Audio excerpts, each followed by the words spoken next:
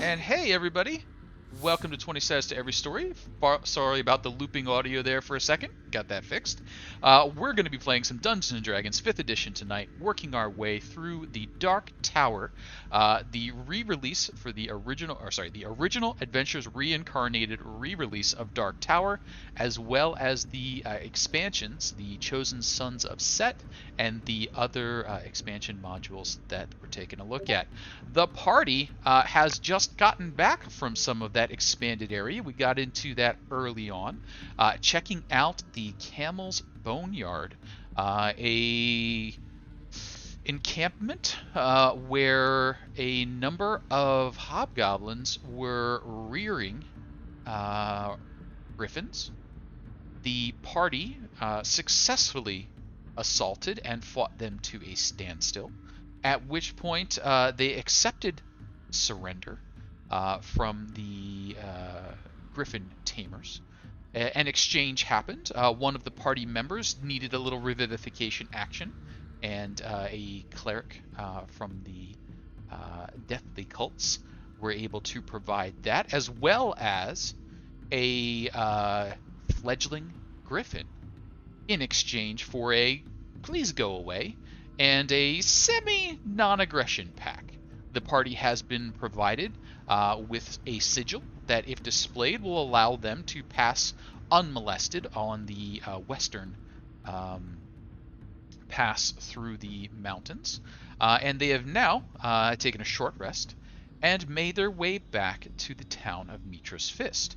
Now they're arriving from the north. They went back up and down following the path that the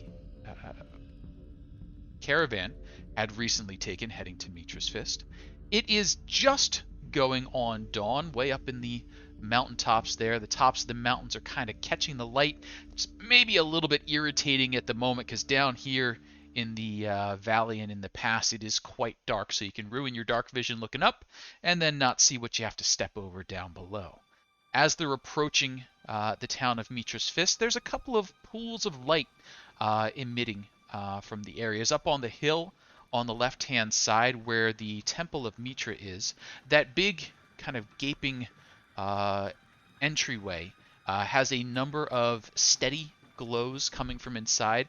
Probably a half dozen or more candles have been lit, and that's providing a dim but, steady and comforting glow.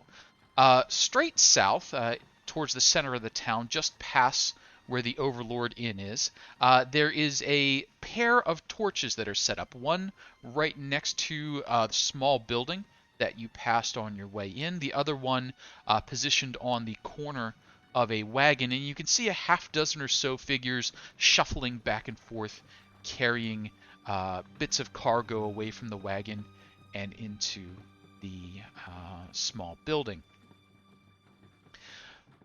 Party, I believe one of you is riding a horse, one of you has a fledgling griffin in tow. There is, of course, our mechanical hound bounding along as well. I think one or two of you may not have dark vision at this point, because I believe the dark vision may have faded. Are there any torches lit, additional light being cast? You could probably stumble through the dim light without dark vision at this point, but it'd be much more comfortable to have a little extra illumination. Are you carrying any as we move along?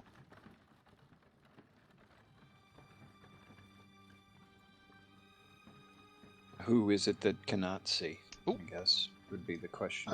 Andry can't. Okay. I could light a torch. I don't mind. Yeah, I forgot to buy him, so if you don't Those mind. can, his club lights up. Oh, okay. Light. Oh, Ooh. that works too. Sounds good. So you have a little bit of light as you're making your way into town.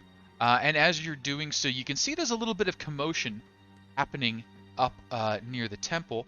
Someone has sort of poked their head out and is making their way down. Just before they leave the edge of that little glow, you can see the slightly misshapen reptilian features of Afris, the fellow who had hired you to go out and see that. He seems to be making haste down the little switchback path that leads down, but you've kind of lost him in the darkness. He's a little far out to be viewed, but it looked like he was heading in your direction.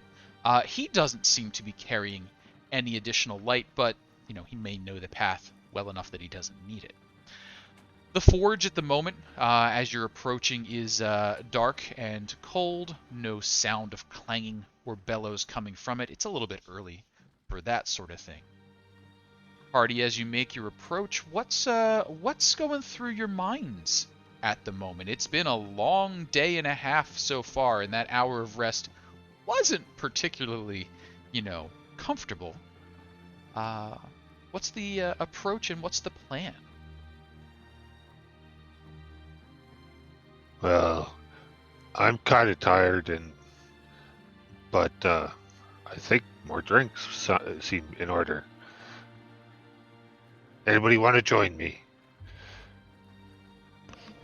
Nah, I think I will join. Oh, sorry.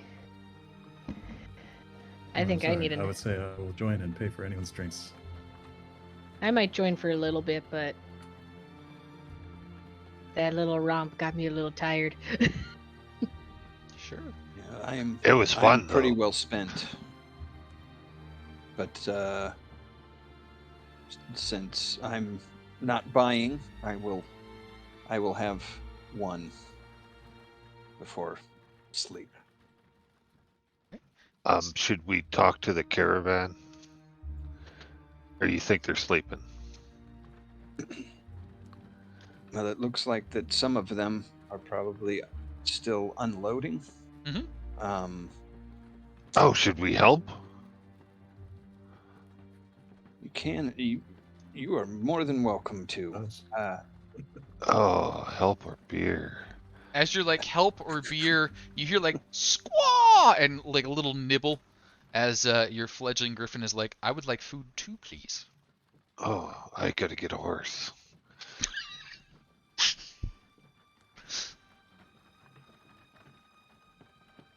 Tann very gingerly takes a step away from Andry. All right.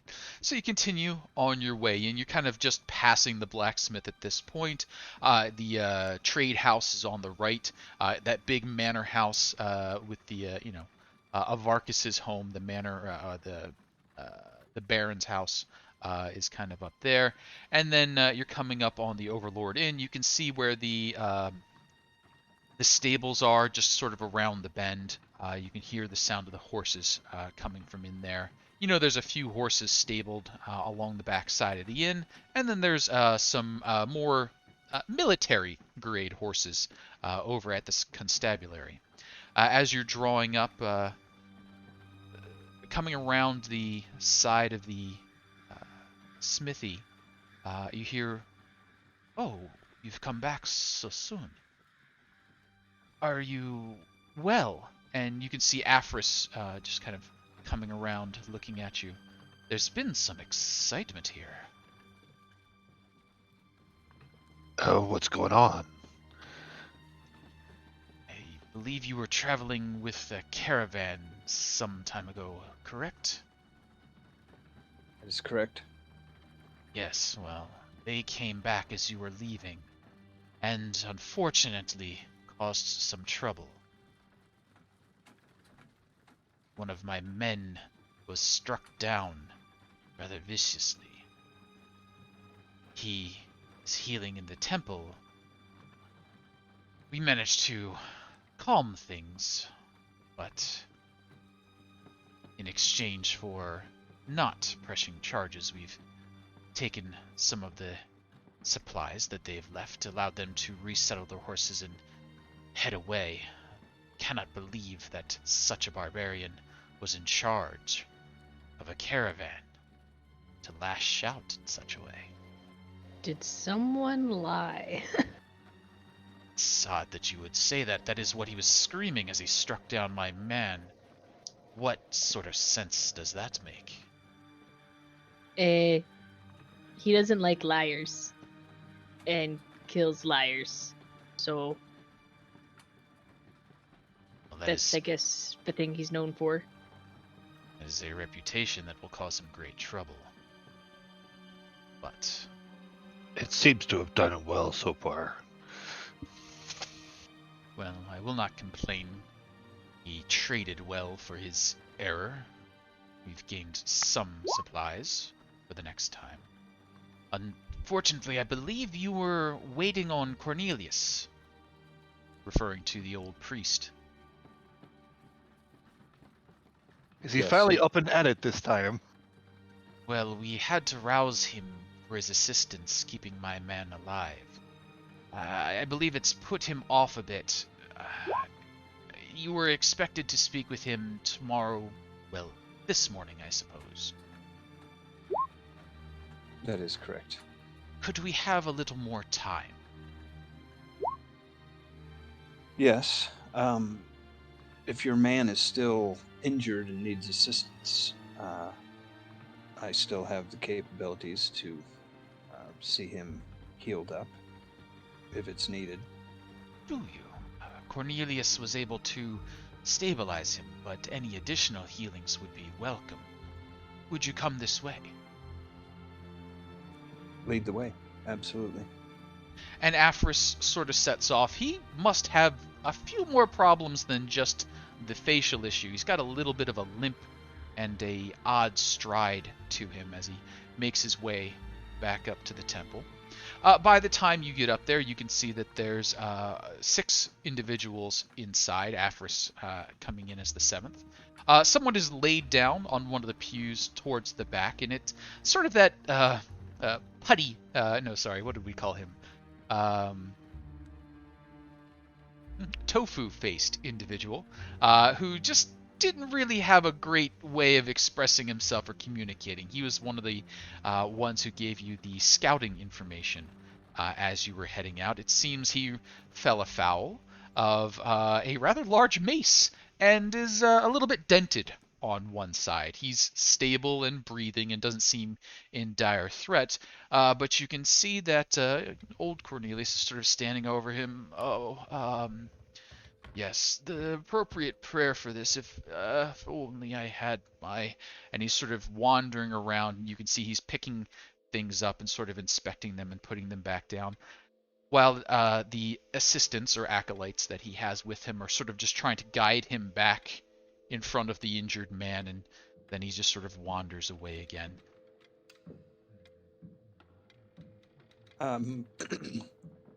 I will approach the guy that's laying down and take my gauntlets off and I guess do a medicine check on him or whatever, kind of assess, diagnose exactly what Sure, go ahead and give me a medicine if check. anything else ails him besides the dent in his head. Got it.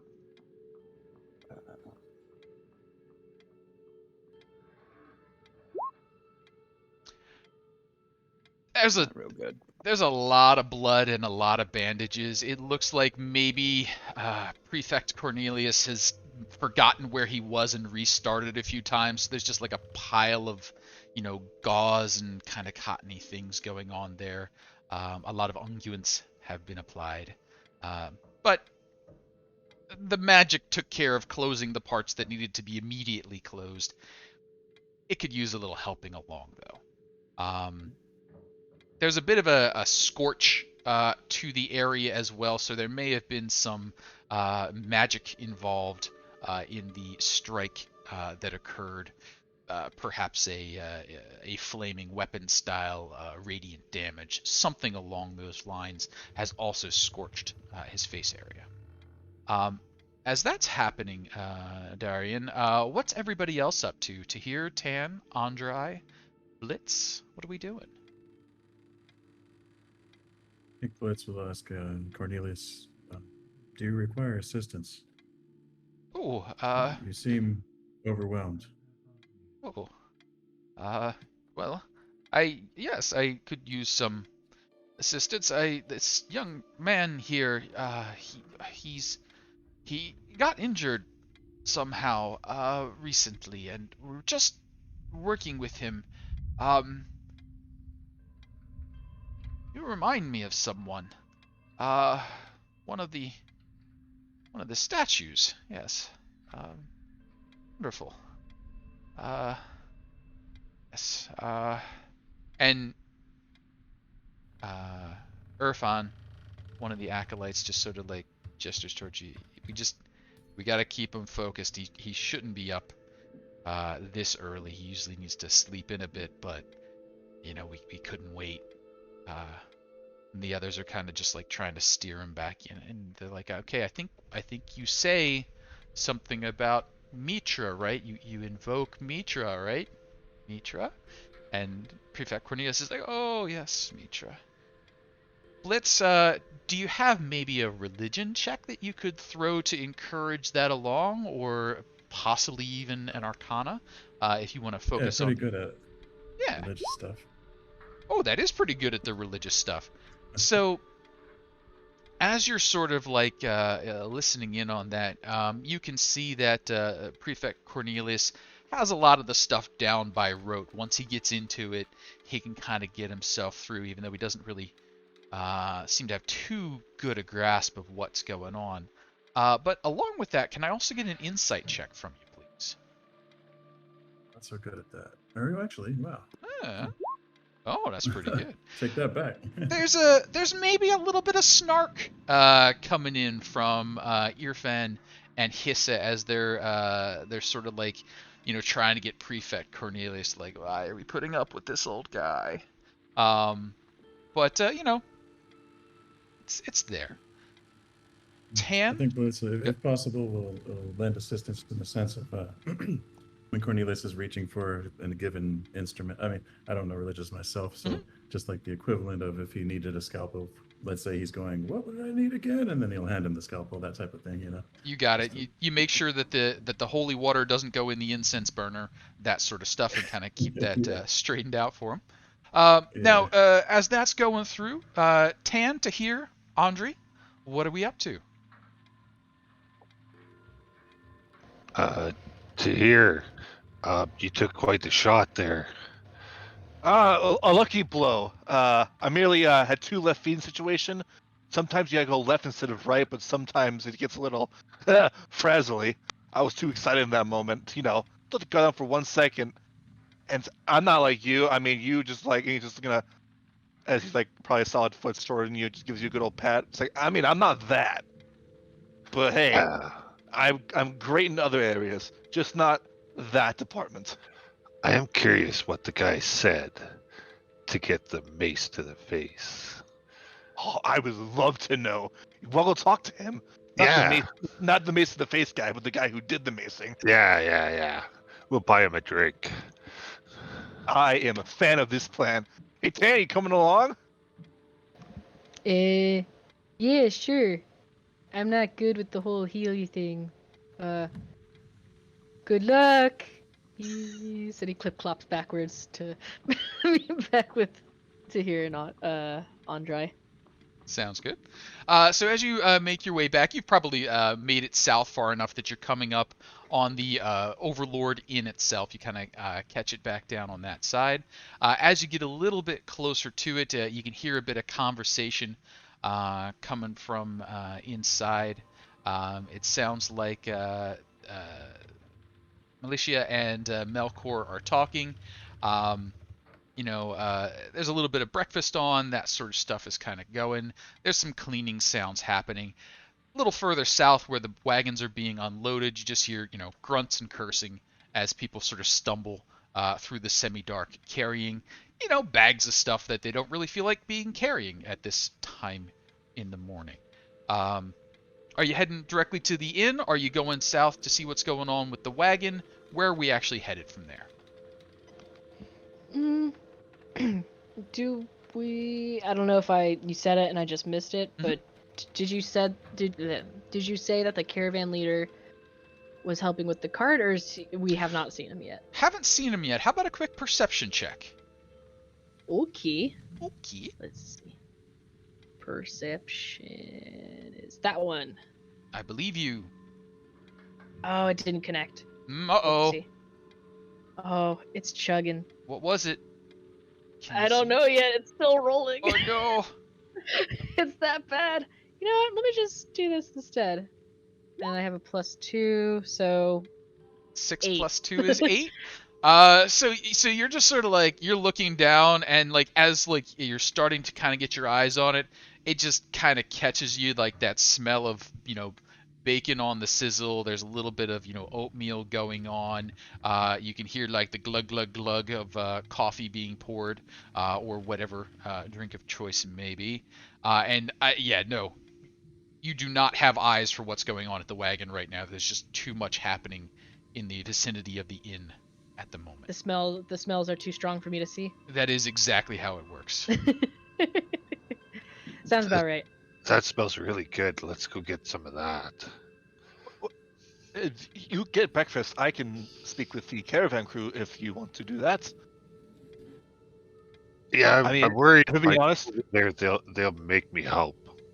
if I'm being honest, I'm pretty sure he's in the junk tank for tonight, but you never know.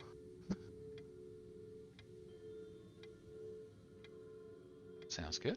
So as it sounds like Tann and Andry head into the Overlord Inn, Tahir carries on a little bit further to the south. Tahir, could I get a quick, let's call this one maybe an investigation from you, since you were trying to figure out who all did what to whom, and sort of see where we're going. Oh, you're quite good at this. So as you're sort of walking up, Sorry about that. I was just testing to make sure it worked. Sorry. So Tahir, as you're walking up, first thing you immediately put together, this is not the crew from the caravan. You recognize a few of the folks that were hanging out in the rough part of town when you initially came in, as well as one of the constable's assistants who seems to be directing things. So you do see some members of the constabulary, some of the folks from there, and they're working to unload.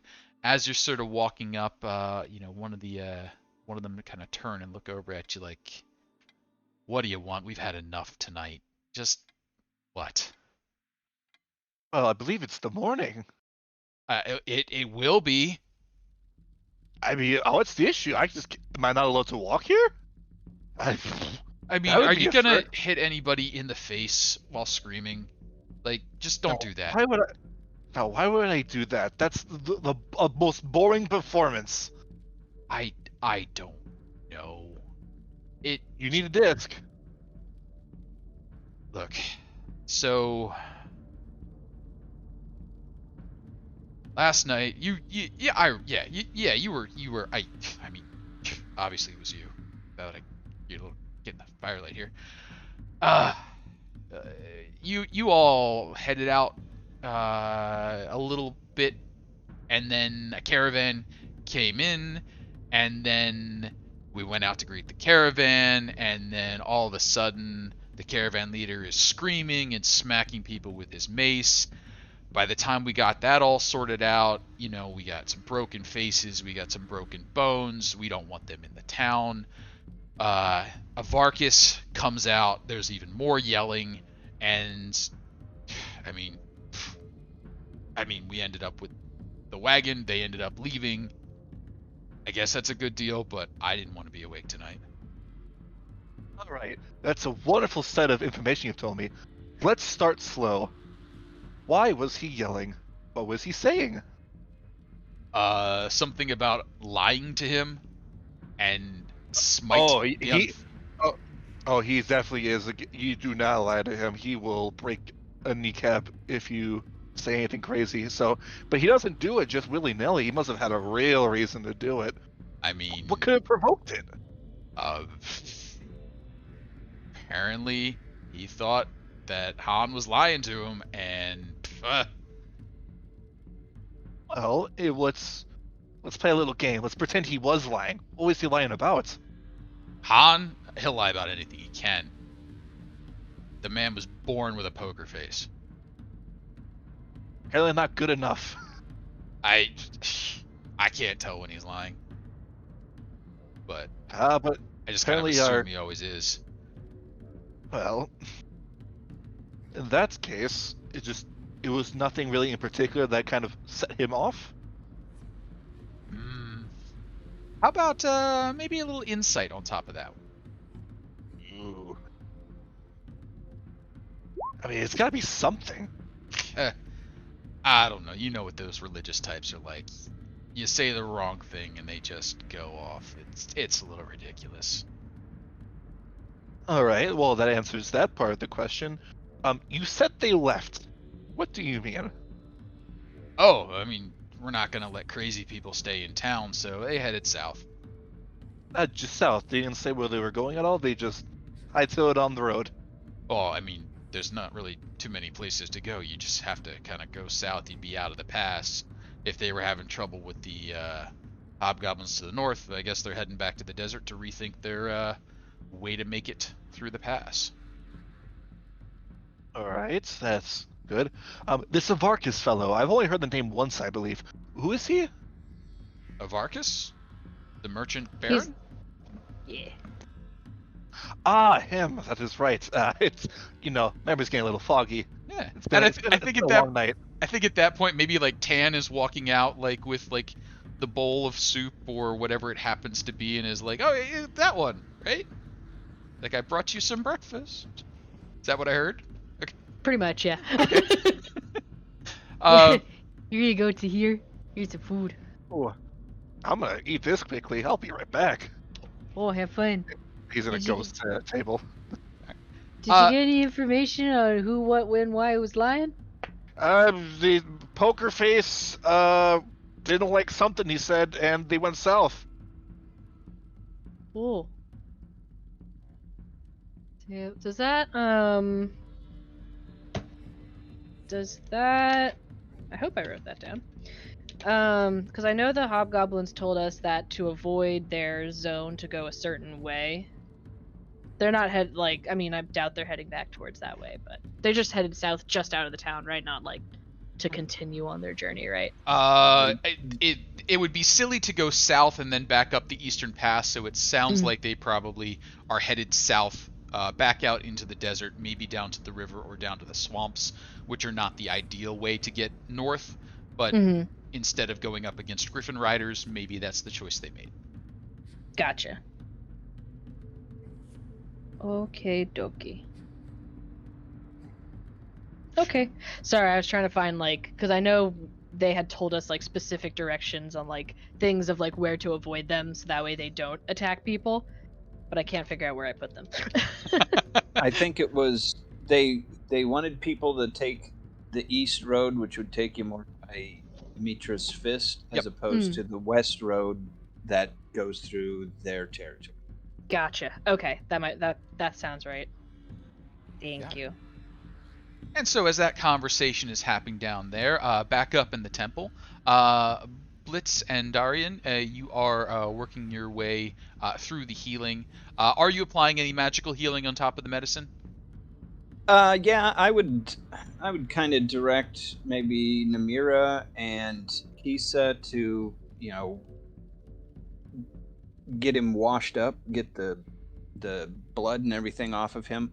Mm-hmm. But yes, I would do a first level cure wounds, see how that does, with the possibility of a second. Sounds if good. Needed. And really, the first level cure wounds is going to take it down to bruises. It's going to put things back to where they kind of should be. And you've got the skill sets necessary and did decently on the medicine to kind of reduce any lasting imperfections in his tofu-like expression. As you get that sort of all settled down, Prefect Cornelius is now just he looks exhausted. He's sitting on one of the pews. He's just sort of head bobbing one way or the other. Verifine and Hissa are just oh. And I would say to them, kind of in hushed tones or whatever, that Prefect Cornelius's condition is disconcerting. Has word been sent to the chief temple or whatever that he might be needing, I guess, somebody to take over for him, a replacement? Irfan's like, I felt that might be a little self-serving for me to write, but if you are observing that yourself, I would be happy to include a reference. And your regalia and your spell casting is fairly obvious that you are, of a faith and Saloon's recognition. If you wouldn't mind including such a thing and recommending whichever one of us you felt was most deserving, kind of pointing at himself there, we'd be happy to, but the issue is a bit locked at the moment until Prefect Cornelius chooses one of us to take over the temple, or it becomes very obvious he can't continue. Right. Well, I mean, we came here for a specific purpose, to take something, to take the numbers back, I guess, that have been lacking. But I will make it a point that who I report to, I will confirm his condition, and they will do with it what they will at that point. But I will make it a point to let them know what I've seen. And your fun's like, I do appreciate it, though. If you could steer them towards avoiding sending replacements, I think the four of us really have sort of put in the time for a promotion here. I'd hate to see, kind of don't You'd want prefer to hire from within. An excellent, yes, that's exactly it. I don't want to retrain a new boss, Sure. but that's sort of how Mitra's temple runs these days. In the further away cities, they've gotten a bit bureaucratic, I think, and he's kind of poking fun at how they handle things in the big city, perhaps. Prefect Cornelius, in the meantime, is like, oh, it reminds me, I just can't stay out of trouble this one. It's same thing every few years. Now, Blitz, as you were doing sort of your work and preparations there, anything else that you were up to as you were assisting with that?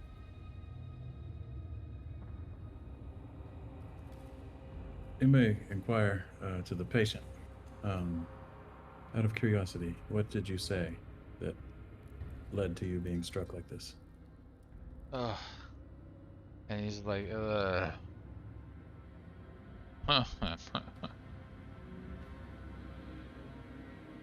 just welcomed him to the town and wished him well.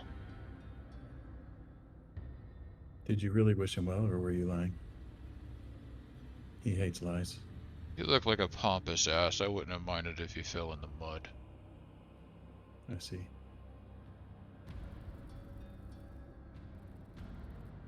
I think this concludes my investigation. Thank you. That was the best investigation I've ever seen, and I wasn't even there. That was a job well done. So as you sort of do that one, how about a quick insight check to follow up on that? Yeah, it seems pretty straightforward that wishing him well was quite the lie at that particular moment. He is probably holding a little bit back there still.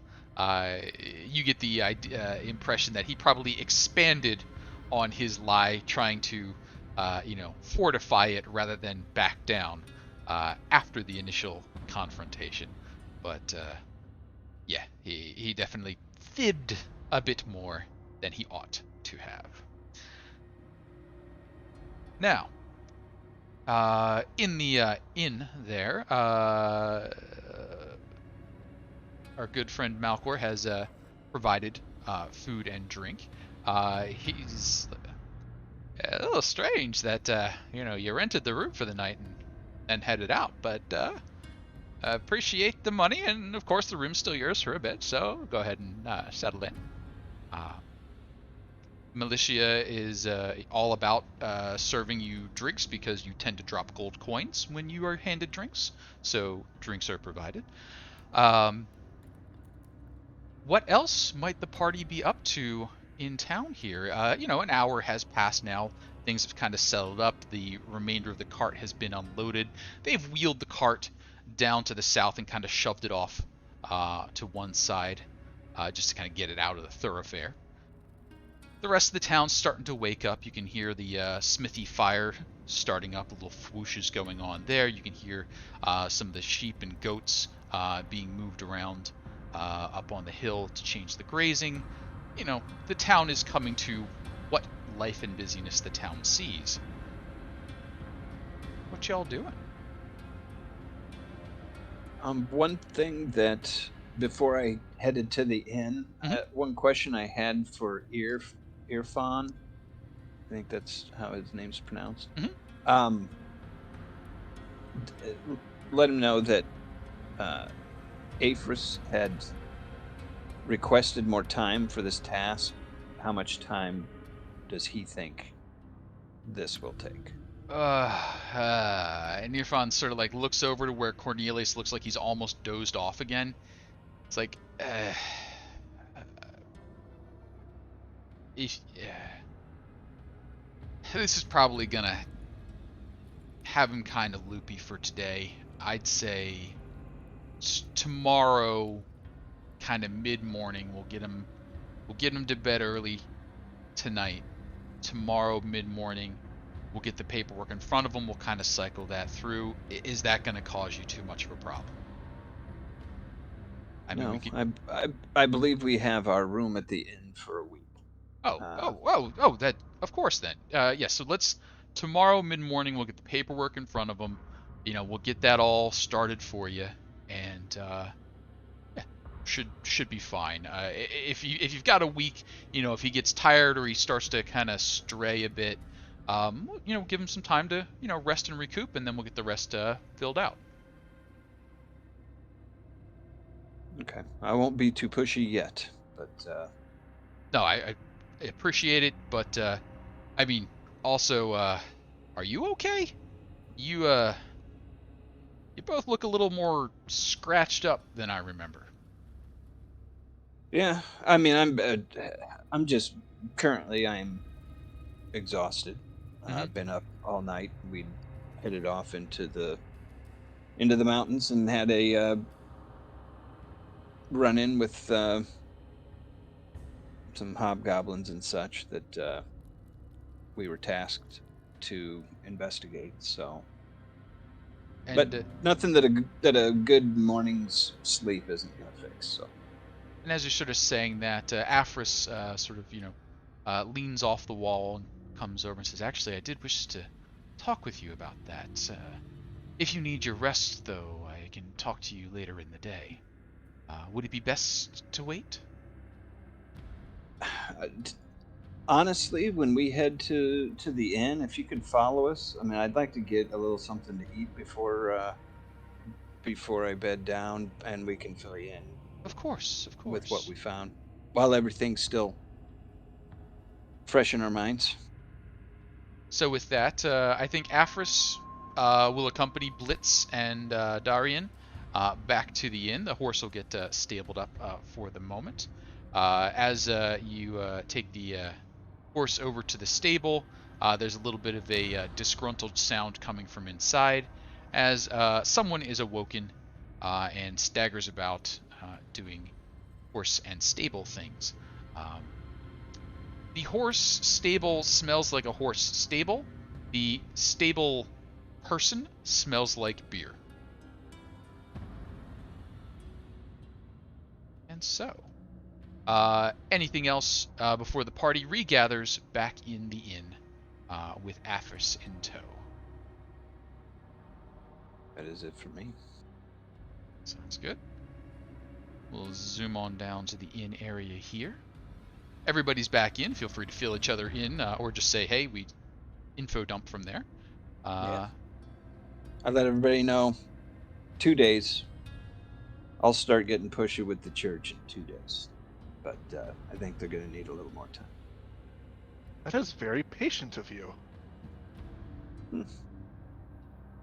I thought you'd go off after 1 day. What's the, like, they're just putting numbers on a piece of paper, right? I think it's gathering more of the stuff. They need this poor sot of a prefect Cornelius. He's just addle-brained, and I don't think they can really move forward without him. And he's, it's a little rough guiding him. So I told him that, told Irfan that we would be. We had our rooms for a week. He seemed appeased with that, but I told him I wasn't going to be pushy yet. But roughly speaking, 2 days, I'll start getting a little more adamant. Can any of you smart people help the prefect? Well, I'm sure I could do any sort of filing that he needs, but I can't really give the seal of approval. I mean, I have to have all the proper documentation, all the current debits and credits from all the invoices coming in for the church, and all the offerings. I mean, I would need a lot of paperwork. And Can I get another beer? Another No. beer. And if we do Me too, go please. into it with the accounting part of it, it goes, and then accounting nonsense will be pushed forward. Sure. And as all that's sort of just spilling out of you, Melkor, gets another beer, tapped, filled, gives that to Militia. Militia kind of walks it over, does her best to, big doe eye, boy, this was so heavy carrying it across. I hope I can afford, the new shoes I'll need after carrying all this beer. Uh-oh, everyone froze. Uh-oh.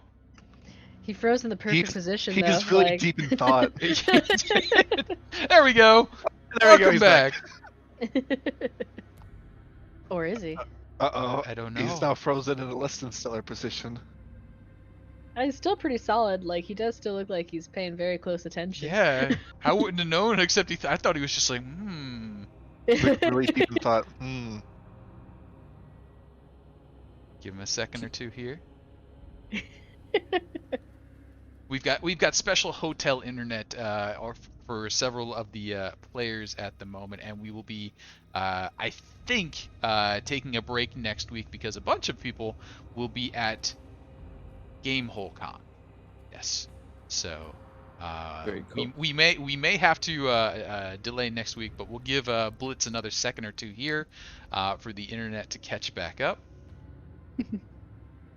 And as that happens, Militia is just kind of hamming it up here. Melkor's just serving the drinks. It's breakfast time, so, I guess dark beer. Sure. Yeah. And lots of meat. And lots of meat. So you've got that going on. Now, as that's sort of happening, Afris is giving you all time to settle and eat and talk amongst yourselves.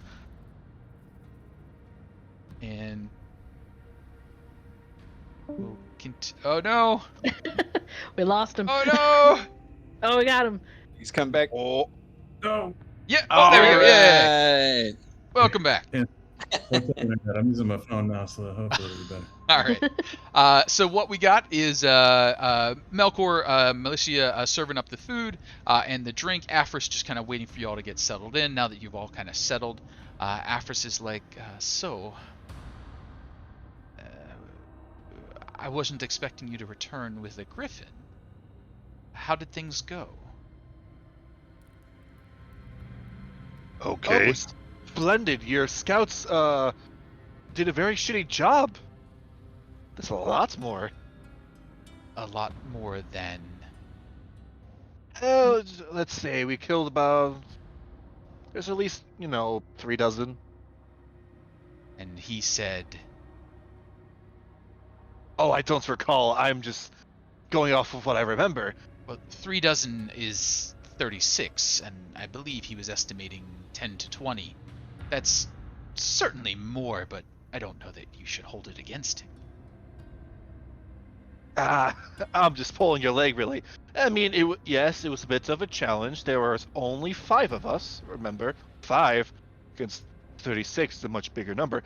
But I tell you, we did a fantastic job for a time.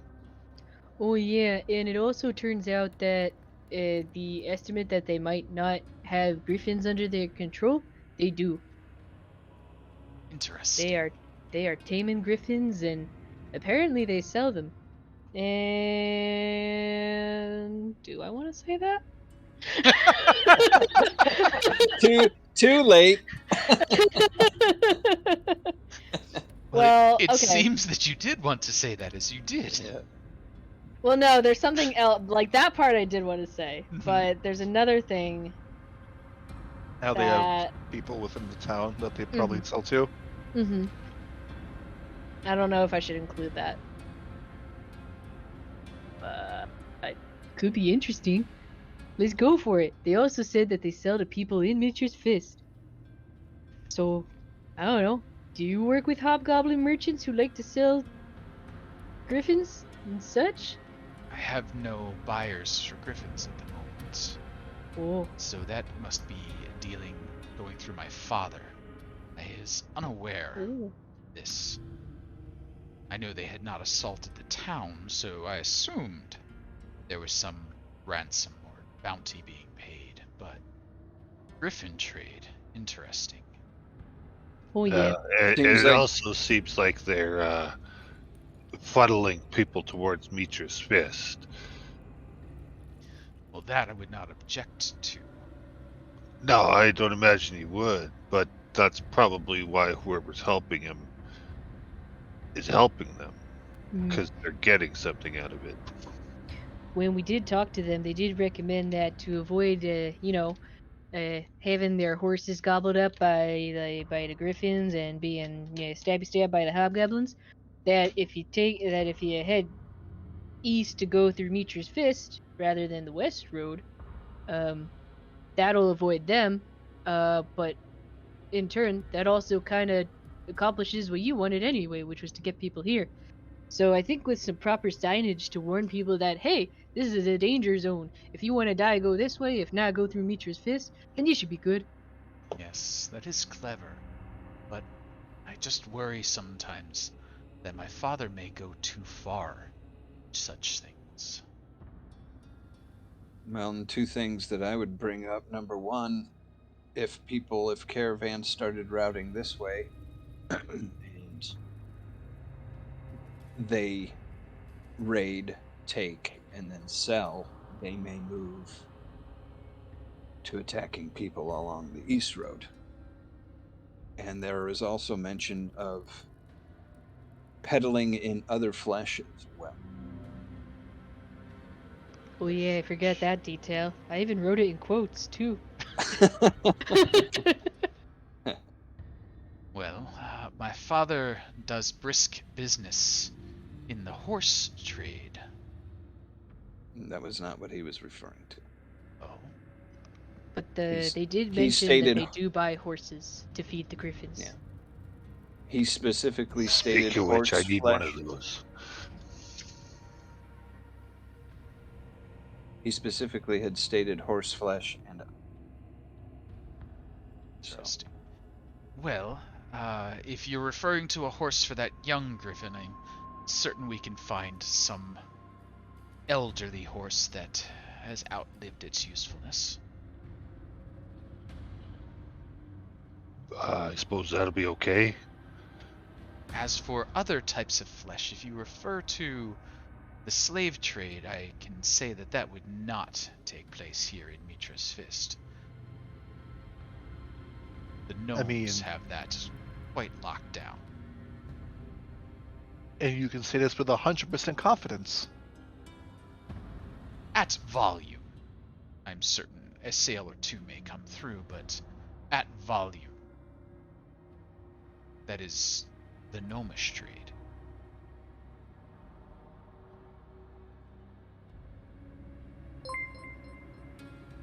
And thanks for the follow out there, Denubler. Well, that's a dangerous one to say.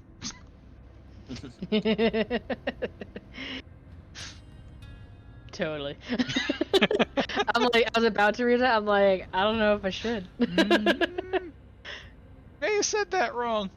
But so as Aphris, sort of says, yes, of course, we deal in horse flesh, but the slave trade has, and how about a quick history check? I feel like that's something you might know in the area.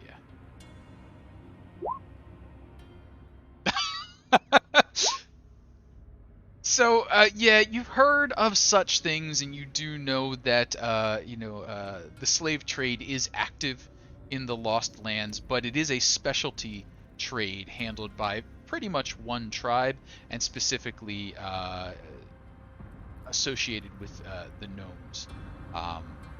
Gnomes? The gnomes.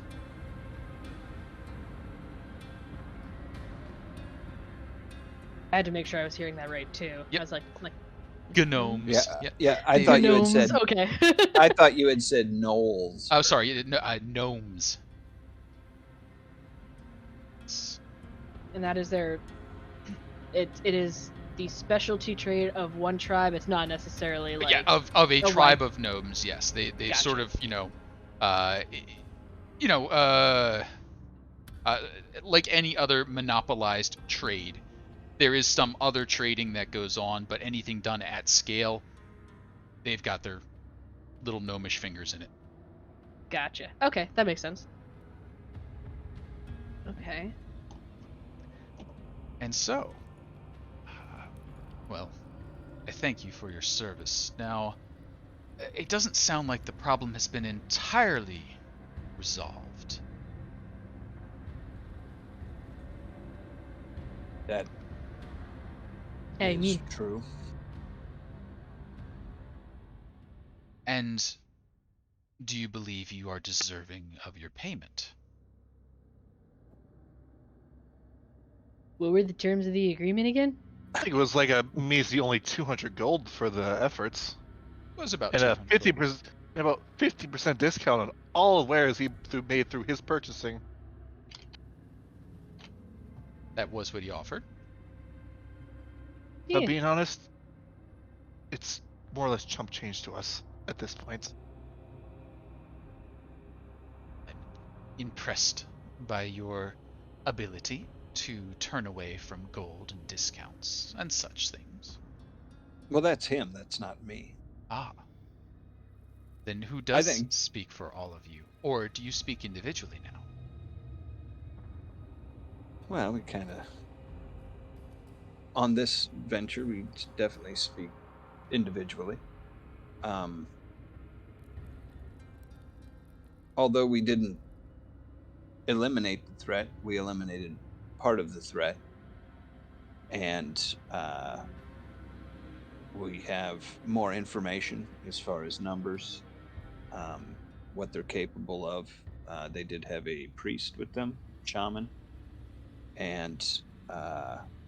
And we can give you information on where we had fought them. They had some people up on a ridge, then would drop flaming logs, roll them down as a defense. So Zombie if you camels. if you were to,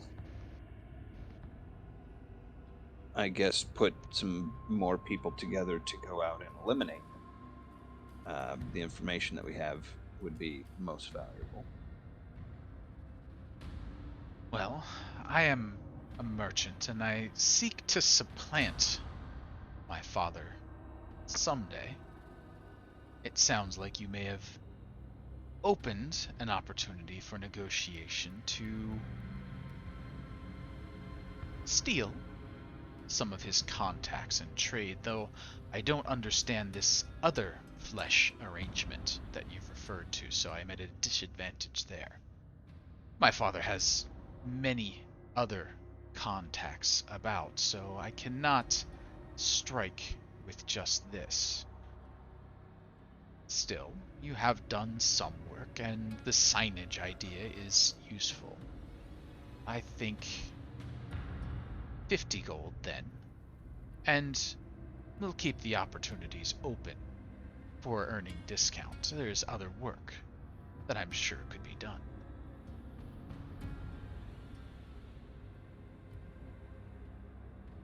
Tann thumbs up. Dahrian, great to 50 me. gold instead of 200. I would push for 100. Although we didn't eliminate the threat, we did gain information. Sure. And that is a good argument. Anyone else taking a side on this one? Also, we did have one of our dudes die. I mean, he came back, but that's an expensive venture, so covering the cost of that expense would be appreciated. Okay. Andry, Blitz, getting involved in this conversation? I just want the horse. Okay. I care little for gold, but what further services do you require that we did not render? Is there something we could do to complete the task? Well, ideally, the hobgoblin threat would have been eliminated. That would have secured the area and undermined my father's grip, so that I could establish myself over my sister or any other underling he might choose to promote. In the meanwhile, I'll find other work for you, but... And Dahrian, and you do have Tann backing you up, if I could have a persuasion check, please. You may take advantage, because Tann was assisting there. I would like to say that if you think that we're going to do more work for you, you might want to honor the original deal. Okay.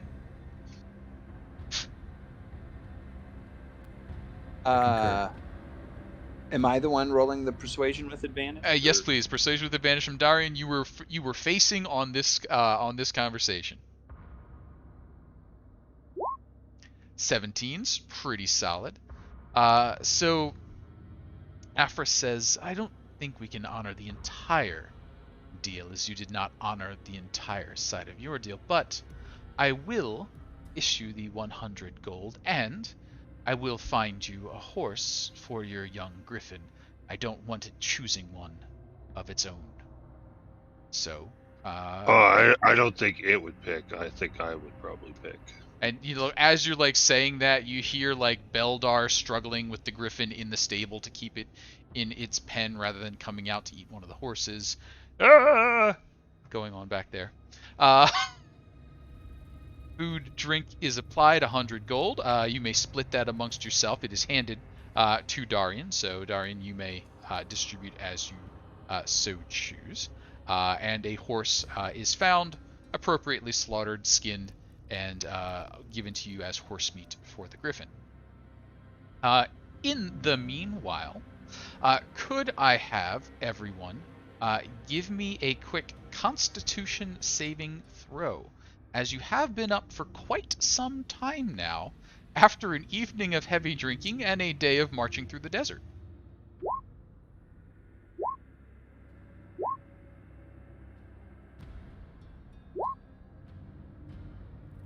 Dahrian, it is getting time for bed. Yes. Everybody else is kind of hanging in there, but it's getting rough at this point. I would say this to everybody there and to Afris. I would say excuse me. Mm-hmm. I would say, Afris, my apologies, but I am exhausted, as you know.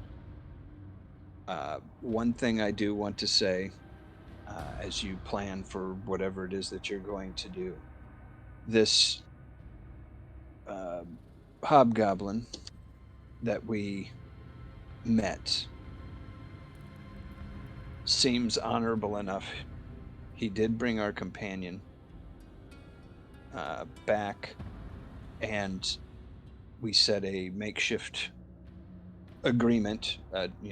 We treated with them as things were kind of going sour for both sides, and he did honor that. So he is somebody I would say could be approached as a with the words as opposed to swords drawn. So keep that in mind. But with that, good morning. Yeah. And with that, he sort of gives you the nod. Dahrian, Militia will lead you upstairs, show you to the appropriate room. There is a bed, there is, a cover, and you may, upon that, when you choose. Tahir, Tann, Andry. Andry, you've been going pretty hard yourself there on the alcohols.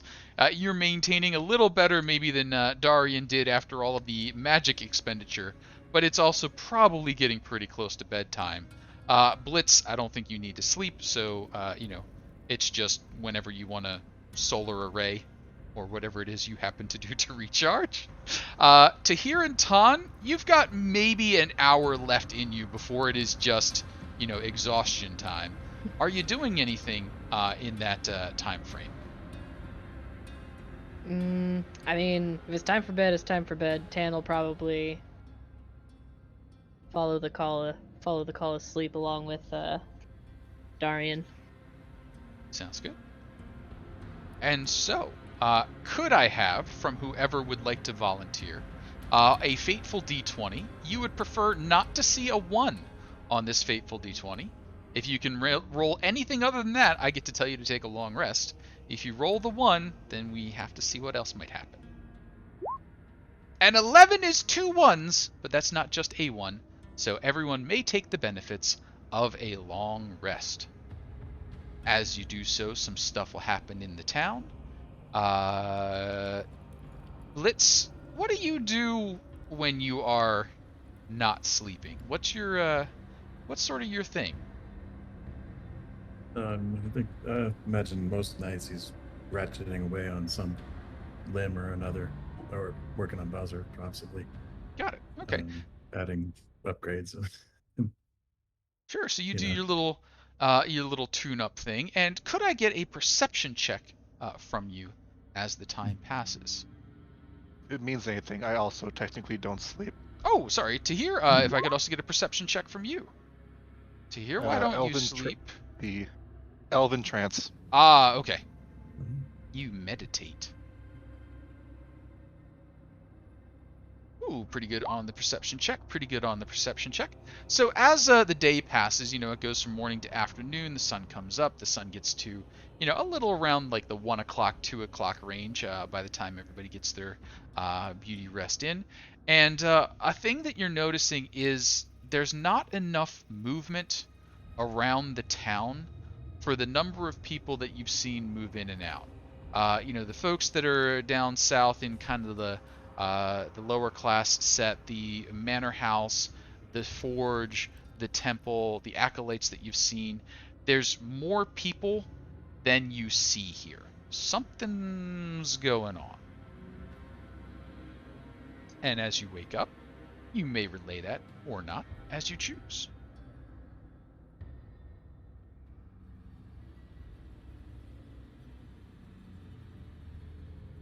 I don't know if I mentioned it. Okay, fair enough.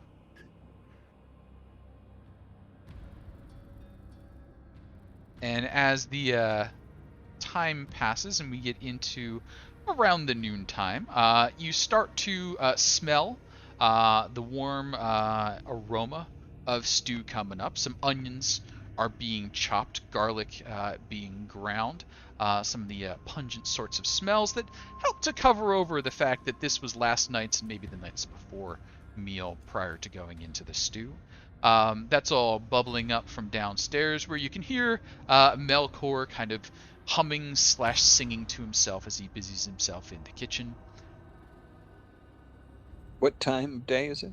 It's going on 1, 2 o'clock in the afternoon, so at about the time that you're rested, you're waking up, you kind of got your stuff together, you've done your bits of maintenance, and you're ready to, carry on with the day.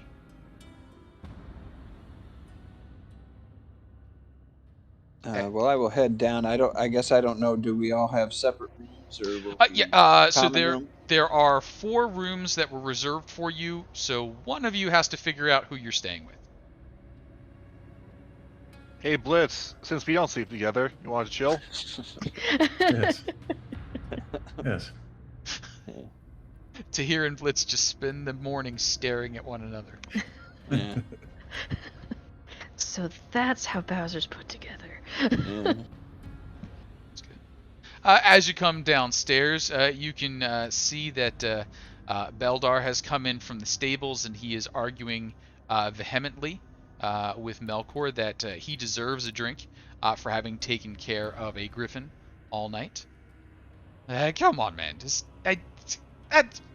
Horses. I'm supposed to be taking care of horses, maybe a donkey, camels, but it's got... How can it bite so hard without teeth? Melkor's like, Perhaps it was hungry. I just kept feeding it, like it's so much meat. Yeah, it's growing. Could we stop that from happening? Why would we want to do that? It's a monster. Why are you growing a monster? Because I can. Oh. I remember when I used to be that way. What, growing?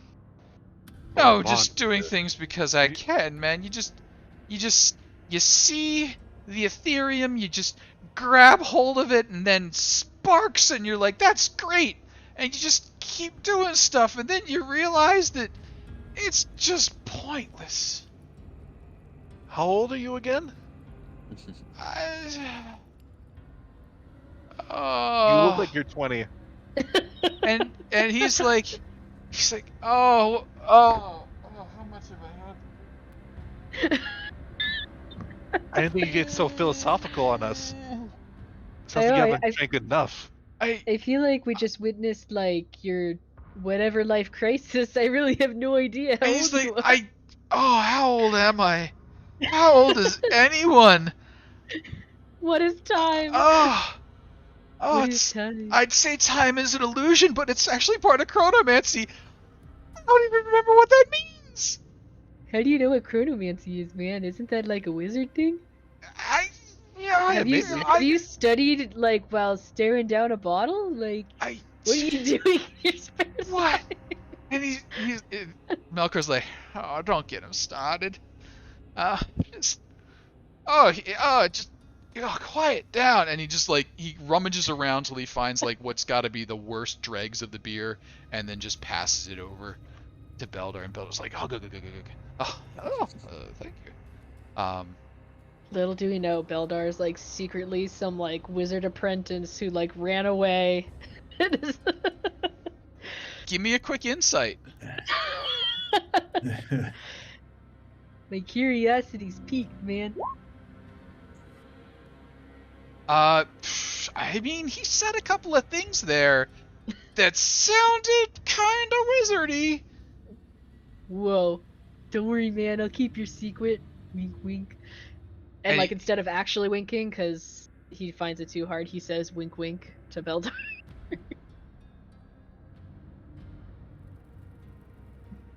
You're okay. I know. You too, man. Do you want somebody else's drink? Oh, I'm okay. I gotta stay frosty, man. You never know when trouble's gonna pop up, and I gotta zip zap zoop and get over there. Thanks, though. All right. And then he starts heading out. He's like, "Wait, there's still a griffin out there," and he's, Oh, I'll come out with you. "Would you?" Sure. That would be just fine. Dahrian, my charming fellow, I have no idea how you're gonna keep your horse safe with Andry's griffin.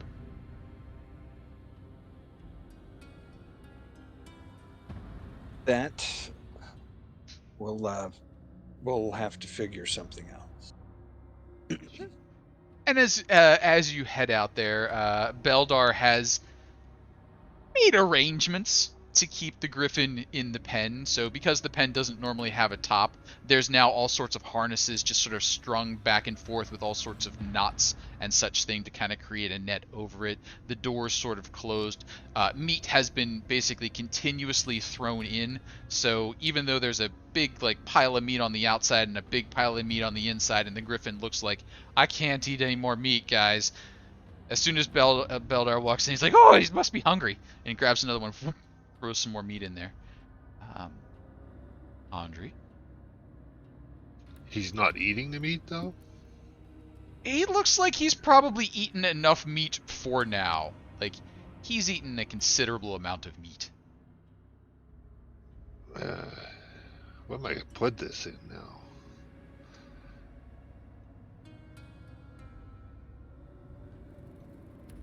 What do you want to put what in? Put the meat in. You could put it in the griffin. Well, he's full. He's full. Oh. Well, we wait till he's just a little more empty, and then we'll put more meat in him. I'm gonna have to muck out a griffin cage. I don't want to muck out a griffin cage. That sounds like a lot of fun. I have a rake for you, and you can muck out a griffin cage. I got no problem with that. Well, I'm gonna go over here and contemplate my existence and try to figure out how old I am now that I've been cast into doubt as to my own reality. If you need anything, ask somebody else. I will, because you use a lot of big words. I can't believe how much we've messed up Beldar. Or Beldar.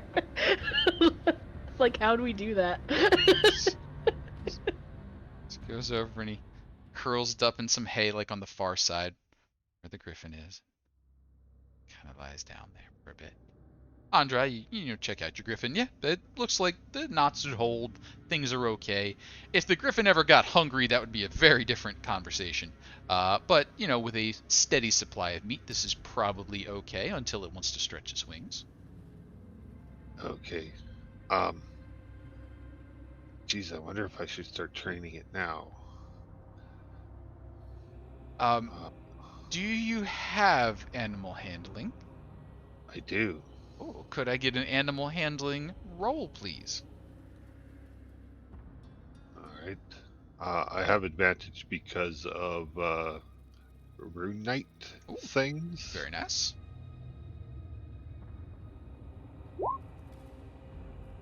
Oh, that's not good. That is a 9. So you're kind of checking it out, and just the griffin is currently secure, but for any sort of training to really go on, you're going to need space. You're going to need some sort of lead or harness arrangement so that it can fly while you're still maintaining some sort of control over it. So that'll take a bit of endeavoring, but it's stable. Stabled for now. Meanwhile, back in the tavern, Melkor's just sort of shaking his head. I can't believe he did that. Afris isn't here at the moment. That's a artifact of a prior time. But what's Tahir, Tann, Blitz, Dahrian? What are you up to? Well, we got at least 2 days before Dahrian's gonna start getting pushy with the religious folk. What do we do for 2 days? Well, I really gotta know what's up with Melkor's teeth. They're just so weird. I mean, I've seen dentures, but those are some chompers right there. You want me to ask? I think enough time. I can ask. Oh, okay. You want both go ask? Could we go at the same time? We sure could. What if we did it at the exact same time? Okay, you ready? On the count of 3. So I would suggest tip well. Oh, we good have idea. been. That's true. We've been paying a lot of money. All right. So Alright. is it 1, 2, 3, go, or on 3? No, on 3. That's why I said on 3, because that's a common misunderstanding. Okay. But I'm not gonna say go. Are we doing is the word on 3 or the number 3? Number 3. So Number 1, 3. like So 1, it's 2, 1, 2, 3, 3. and then we do it. Okay. So now we're gonna do And it for then we do real. it. Yeah. You ready? Maybe. Okay. Here we go. Clip, clip, clip, clip, clip. It's gonna go over. Scuttle, Alright. scuttle, scuttle. All right. 3 or shoot. 1, What's 2. up with those choppers? Yeah, what he said. My teeth? Yeah. God no. I've been meditating it all night. Well, you see. Did you lose a bet with a basilisk and you had to like kiss a basilisk and turn into a princess? Is that what it is? Because if it's not, I'm gonna be really upset. Oh, that was actually fairly close. I tangled with a cockatrice in my adventuring days, and I was turned to stone. But I was cured, everything except my teeth. You see, what happened was, they poured the potion a little too far back down my throat, and it missed my teeth completely. So all the rest of me came back, but my teeth stayed a stone. But by that Wow. but by that logic, wouldn't have like your fingers and toes or like other parts not have like turned back to normal? Like, It's because 'cause- teeth don't have blood in it. oh, but what about the roots? You know, like there's like the root that goes into the tooth and that like holds you in place. But I don't think the teeth are made of blood. Dahrian, do teeth have blood? I don't think so. Tann is like feeling his own fang, like. Deep No. down in your gums, there's blood, but not in your teeth themselves. See the root. But you're right, the teeth itself, no. That's enamel. Yeah, that's why they call me Melkor Stone Teeth. Yeah. This is Oh. listening to all this, just like kern, kern, kern.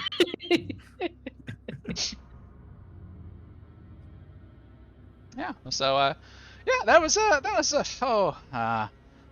back when I was doing a little delving myself, but it's been a few years.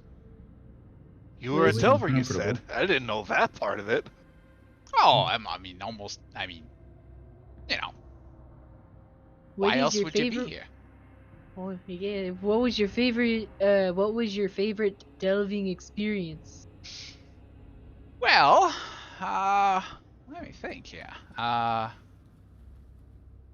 One time I found myself an opal, about yay big. Whoa. But what it turned out to be was I had actually been shrunk shortly before I found it. I hadn't realized that part, so the opal was actually only about yay big. But I was very impressed until I tried to leave the room. Whoa. What happened Where when did- you tried to leave the room? Yeah, what happened? Well, the door was a lot farther away than I thought it was, and I spent several hours crossing the room to find the door quite large. It wore off over time, but it didn't have any lasting effect like the teeth. But like, what made you so small? Because I know some have the capability of making you really small, but only for like a really, really short time.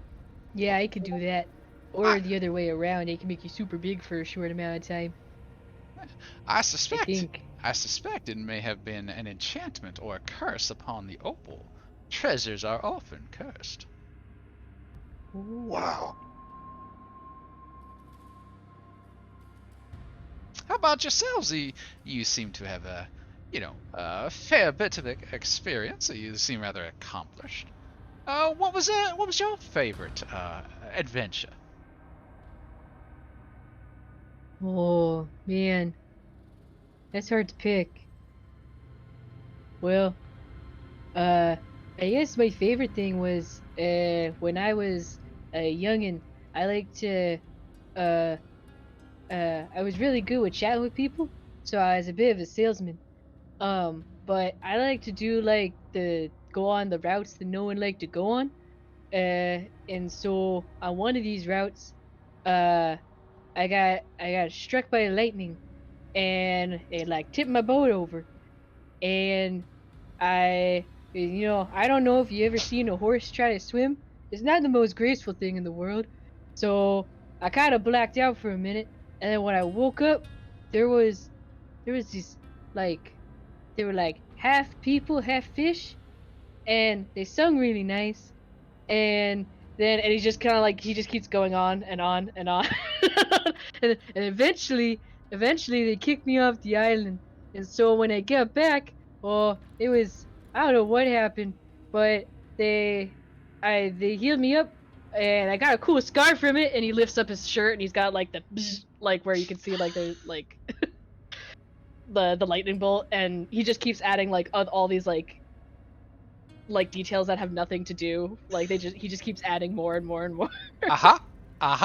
And like now as I'm he's going, here. he's just like refilling your drink and handing it, refilling and handing it to you. And each time, like there's a little ticker that he's just like sliding, over. And that's how I ended up here. Oh, well, and it's quite a story. And Slides over the gold. I think if it's going to be of that length, we might need to wait for dinner to be served. But anyone else have a story to share?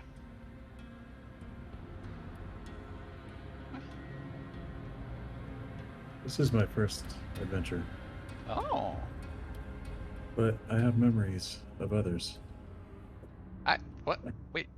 There was a time I died, but I don't think it was me. It was someone else who is also me, but not me. I don't drink, thank you. Up until the end there, you were sounding a lot like Beldar.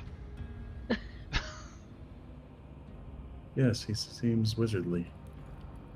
I suppose. Madness, yeah. Meanwhile, There he's are many sleeping in a mad wizards. haystack. At this point, Andry has probably come back in from dealing with the griffins. Food and drink continue on. Is there anything that the party would like to do during the afternoon or evening while we're here in Mitra's Fist? I do have a question Sure. for Melkor. Yeah? I would ask him, have you ever noticed anybody to go missing around you? I mean, Whether like locals or even people that come in to trade, have you ever heard anyone? well, it's a about dangerous somebody gone missing? it's a dangerous place, as we saw last night. So yeah, of course we've heard people go missing, caravans get assaulted, that sort of thing. How about we start off with a little maybe investigation to see how well this conversation's gonna go. That is not my forte. That's not bad. That's not bad. So Malkar's like, it's a dangerous place. That caravan that just came through. Looks like a couple of people had got hurt. I'm sure we'll hear one or two of them has gone missing. And if not for our resident cleric, our friend Han there would have been missing as a result of that nutty caravan leader. But, I'm not necessarily meaning people that die. I'm talking about people that they disappear with no information of them leaving. Oh, Yeah. Like, have you ever heard of like any suspicious happenings or like anything that was just kind of like tickled like the back of your neck and made you feel like, something's kind of weird. Like it gave you that kind of like little like gut feeling, you know? no, not around here. No, it's a weird thing to ask. Weird. Yeah, we're weird adventurers, so we like to take a peek at those kind of weird things because usually we're able to help out with them. So you never know. Maybe we gotta find work somehow. You've been there. You know what it's like. Yeah. On the topic of weird things, is there a place within town I can find some weird things? I'm always looking for some weird knickknacks or other miscellaneous baubles. Oh, have you been over to Aphrus's store? He's got a number of curios in there. I've actually have not. He keeps talking about it like it's his pride and joy, but I still have yet to go there. Where is it even? I think it's next door, right? It is literally attached to the building. You mean that building right over there? Yeah, you just walk out, turn right, don't go any further, turn right again, and you're right there. Oh, I see. Well, I'm about to head out that way. Also, I'm really curious. What do you think of Big Red up in the forge over there? He's a very interesting fellow. He's a real big fan of his metal. Olam! Oh, he's a fine fella. Big, burly boy. Wouldn't mind having him on my side to fight. He's maybe a little over enthusiastic when it comes to adding more armor. I don't personally go in for quite so much bulkiness after having been turned to stone once. I like to keep it flexible. Love that style. Well, I thank you for your patronage. He will throw down, say, 2 gold for tip-wise. I'm gonna go and visit the Aphrus's store because now I'm really curious where our discount could have got us. Everyone want to come along? I sure do. Yeah, I'm curious too. Sure. So Aphrus's store is attached to the north side of the inn. So basically you walk out the door, turn around, little bump corner, and then there is Aphrus's store. It's literally right there. It is literally attached to the building. And just a moment as we shuffle the data in front of me. And let's get to the right spot. The stone building that you'd be looking at has a flat roof. It is attached to the larger 2-story structure that is the Overlord Inn. A prominent sign out front depicts an array of mundane supplies, indicating that this is likely to be a general store. Coming from behind the store, where you know the stable is, there's a little bit of an animal smell wafting in your direction on the warm air.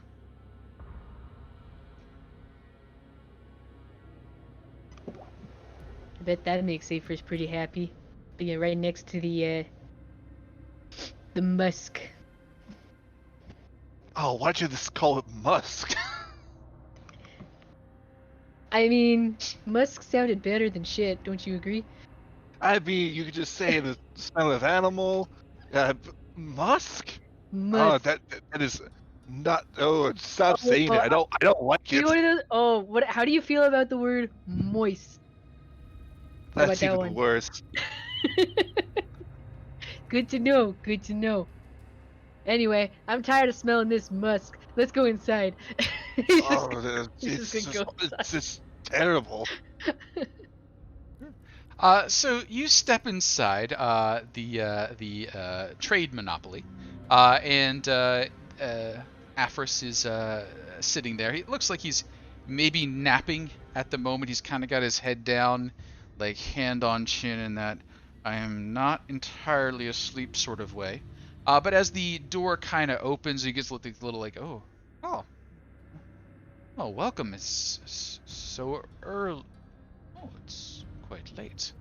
Excuse me, I must have nodded off. It was a busy night.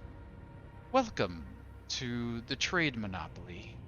And the signage has a word in front of it, and any of you who happen to read Common can read that it says Avarkus's trade monopoly. Aphrus seems to drop that first bit. The first part says Avarkus? Avarkus, so the name of the Baron. Okay, I was gonna say that's his dad. That is his dad, right? yes. Okay. Yes, and he seems to do like the whole like I'm gonna cover up Dad's name kind of thing going on there. Welcome to my supply house. What can I interest you in? I heard you got some weird shit. I have many things of value. Many are unique. The lands here wear away. the weakness and leave behind the treasures. As you can see, and he starts to gesture around and indicate, and a lot of it is mundane equipment. It is block and tackle, it is crampons, it is caltrops, it is that sort of stuff. But it's from all different eras, it's from all different manufacturer, all different areas, and so it's all just a little bit different.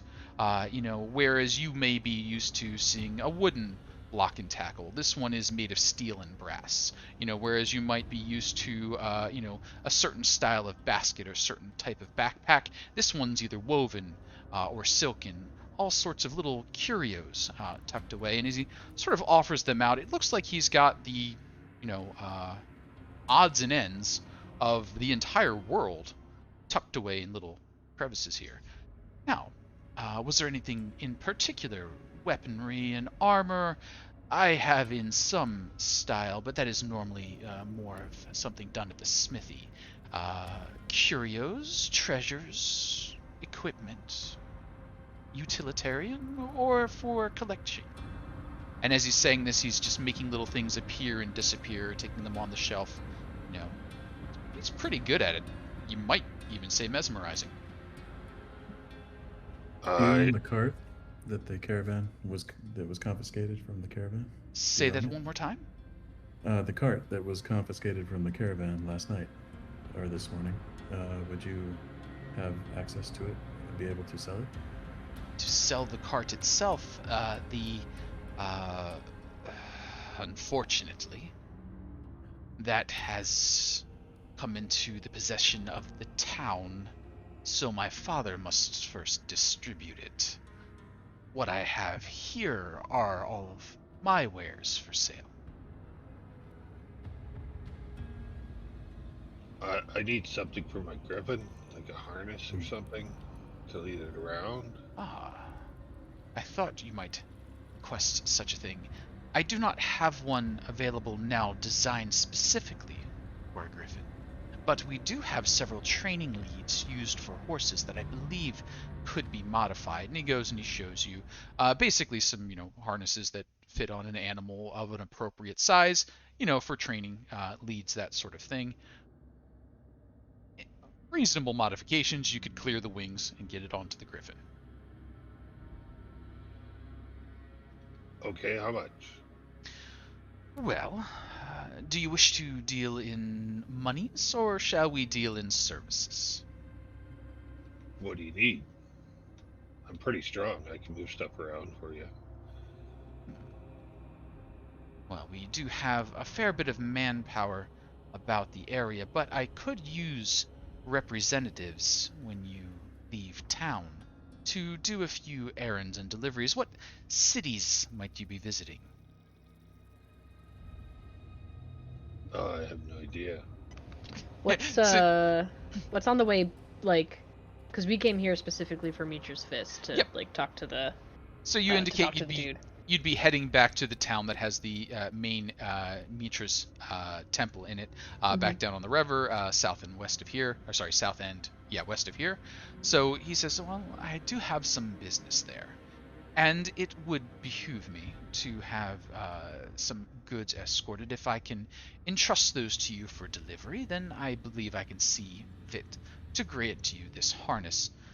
It would also be beneficial to the town to have a tether on that beast. Probably. Excellent. And he sort of sets you up with that one kind of on the please keep a leash on your beastie situation. Now, as for the rest, you are interested in curios. Anything in particular? Religious, arcane, ancient? I have things from the Sphinx Empire. Now you are speaking my language. Excellent, excellent. This, and he pulls out a small plaque, originated in the Sphinx Empire. It is said to be among the first of the official rules ever written down for the game Senate. Now, that is obviously farcical. The true rules for Senate are not known by any, but The age cannot be contested, so this must be a very early representation of a forgery, an interesting lie. Oh, definitely don't show it to the caravan leader then. But you do have me peaked on that item right now. What's it written in? Is it like written in common language? Is it written in anything special? It is written in Ancient Sphinx. Oh shit. Well, if you give me at least 10 minutes, I can figure out what it says to confirm what you're saying.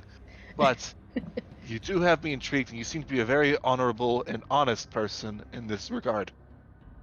How much are you looking for it? Well, that would depend. Are we talking services or are we talking monies? Services, say this would monies. be worth a lifetime contract, I think. Monies, I would think somewhere in the neighborhood of 500 gold pieces, if you would be taking care of it. If you intend to destroy it, the cost would be much higher, as I would not wish to see it destroyed. Oh, well, I don't know why I would ever destroy such a precious artifact if that's the case. That seems absolutely barbaric. It does, but there are people who do not respect the ancient.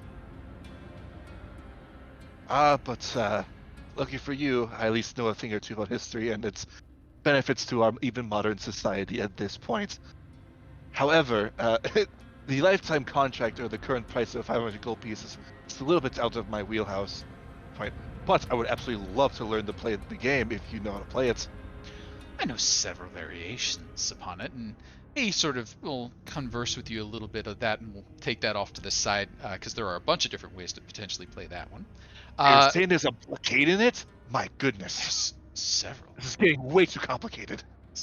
Now, of course, there's the argument as to how many pieces one should have and whether they should recycle. It's all very interesting. And the variants he tends to play, they're using, if you had any prior knowledge of the game, he's using different names for the named squares as his preference, but acknowledges that others exist. Dahrian, Tann, Blitz, any interest of the general store things that you're looking for there? I have interest in gemstone, moonstone, if you have one. Moonstone. This is a Casey lacks knowledge thing. I have no idea if moonstone is something that's available in a deserty sort of area, so we'll leave this one up to chance. Could you give me a percentile die? We want to see a high number. I'll say anything 80 or better, and he has something with moonstone in it. If we get up into the 90s, he has almost what you're looking for. 24. Oh, I apologize. Moonstone is not something that we carry here. I could, of course, order it from you from the bazaar when the next caravans pass through it. It is not a popular stone in this area. Very well.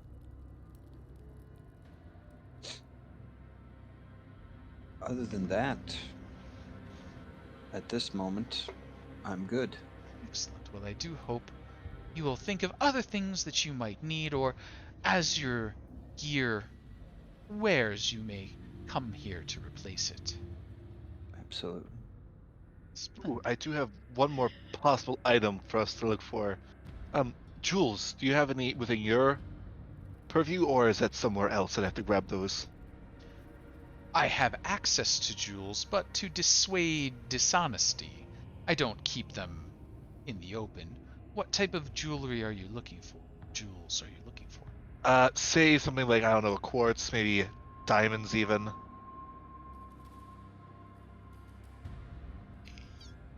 I gotta look in the right spot. Things I didn't think to memorize. Yes, perhaps a money changer in town might.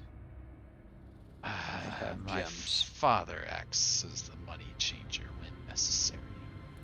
If funds are not available, I can honor most deals here. As far as diamonds, I do not have any on hand, but I could acquire some. How much, or how large, or what style are you looking for? Enough for my lovely shiny armored companion here, and maybe at least one diamond's worth, maybe about, I don't know, 300 gold pieces. Ah, yes, I'm familiar with that requirement. I can find that for you and have it ready in, and let's call that a 1d10 days to gather the appropriate diamond scraps. I could have that to you within the week. Maybe we should go talk to his dad. I get a hint you don't like your father all too much. He irks me. He has held the reins of power for a bit too long, I think. What makes you say that? His reluctance to do what is best for us and the town. He's overindulgent of his own luxuries.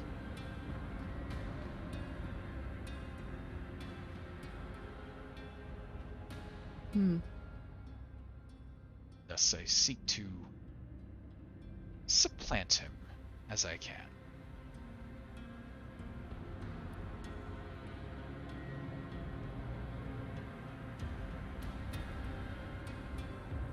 How long has he been working in the town for? I mean, I suppose a while. Has Most it of his life. most of his life? Was it his father before him too, or like? No, he came to the position through an active power struggle. Oh. You being adventurers, I assume you understand. Like a coup type situation? Yes, it was very cool.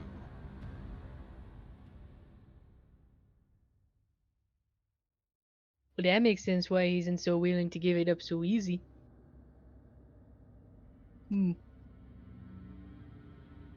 what was wrong with the old leaders that they had to stage an entire coup to get rid of them? It must have been horrible. Yes, they were disgusting. Disgusting how?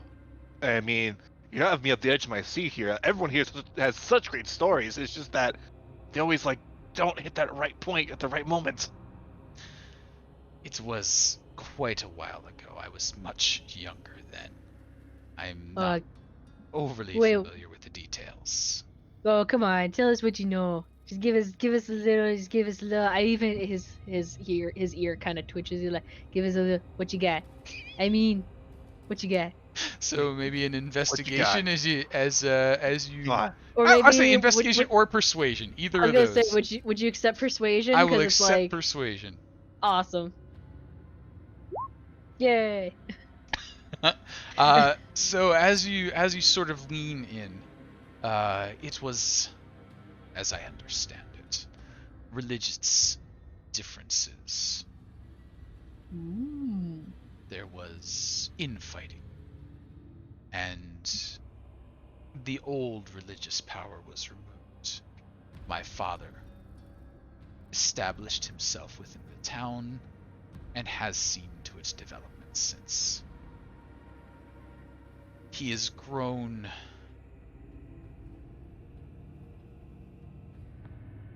stagnant, content with his luxuries and his pursuits, but not seeking to expand the influence of the town is what I wish to do.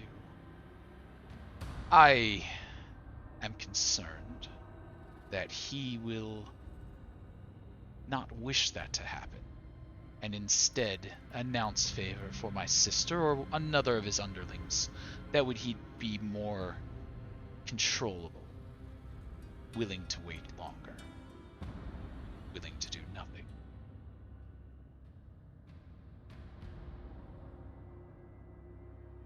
He's sort of like looking around. Kind of leans a little closer. I suspect he has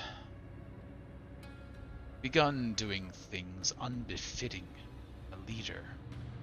But I have no one to rely on to investigate. And he's sort of like, you are an appealing opportunity. However, Tann flashes like a really big toothy smiley.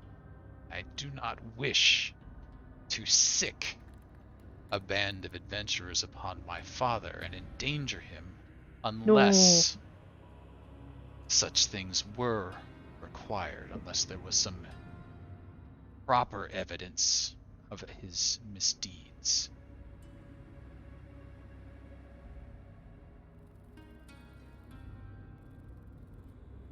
Well, Was your father always prone to misdeeds?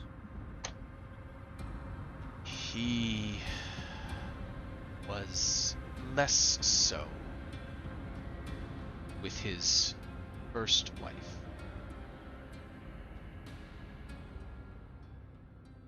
As the time passed and he lost her, and then has been replacing her with a string of companions, escorts, concubines. It is disgraceful. And that Was his first wife your mother? She was, I believe. Due to my sort of gestures to the rough side of his face, there was question as to my mother's fidelity. That may have broken him, but that is no excuse for his behavior. And your siblings are younger? Yes, though not so young as to be as stupid as they are. My sister has become enamored, a bit of a buffoon.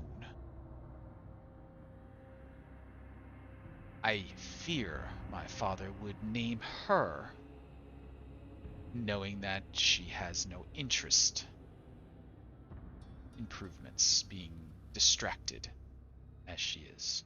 Or he would pick one of his lieutenants to name and rely on their infighting to keep them from doing anything useful. Perhaps if you could investigate the mansion, you could lay my concerns to rest, or you could uncover if there is any trouble. In either case, I suppose I could reward you with that diamond dust you seek, in exchange for confirming that my father is still of sound mind and able to lead the town, or uncovering that he has fallen and must be replaced. Well, seeing as though you kind of backed out of the last deal, how about 2 diamond dusts? If we do this for you. 2 diamond dusts for proof of one or the other. And just think, man, like, this is like your life's work.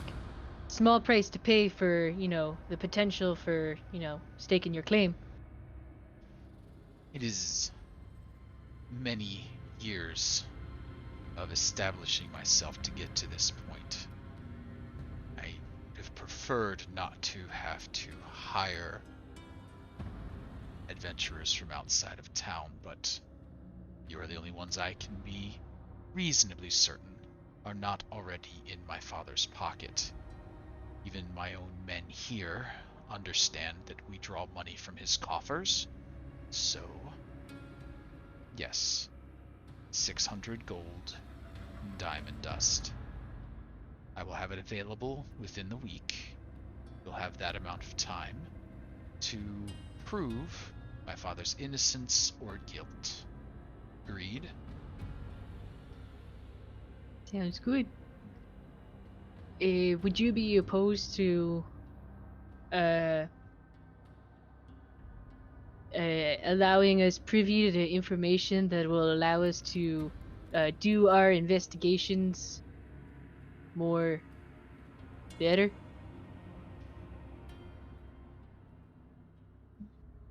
Yes.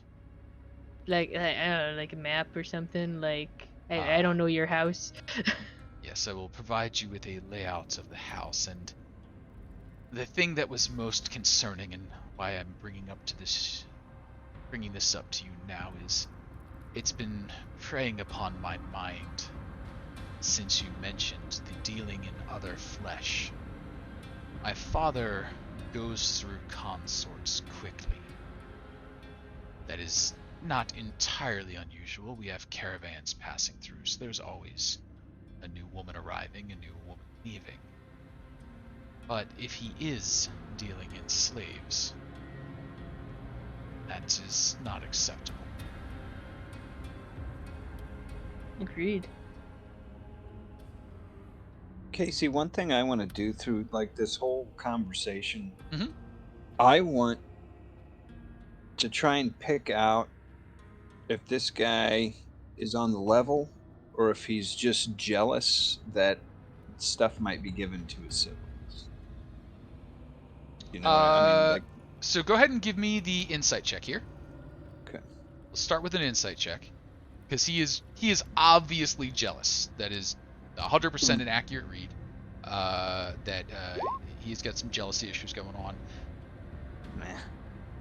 But along with that jealousy, from the things you have seen in town, there is a reasonable suspicion that this could be valid. You may or may not be going on a wild goose chase.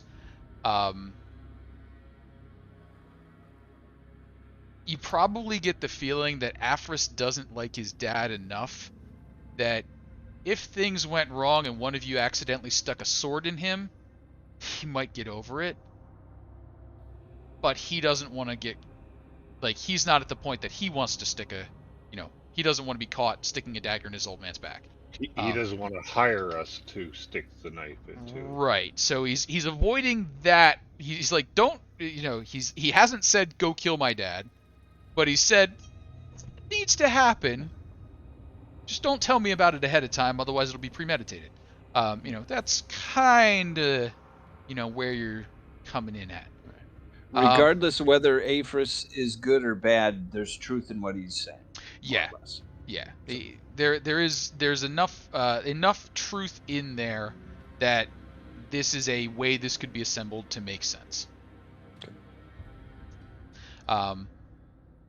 Now, to that same end, he is talking about overthrowing his father, and the reasoning behind it is because I want the power, not because something wrong is happening. So he's maybe not super high on the nobility scale at the moment. But he pays well, 600 golds. Not a bad payday for investigating the mansion that's just across the street. The guards in town, are they with the Baron? The constabulary is paid by my father, so yes. So they could be a problem. I would recommend discretion. Oh, I'm the picture of discretion. Yeah, right. I can see that.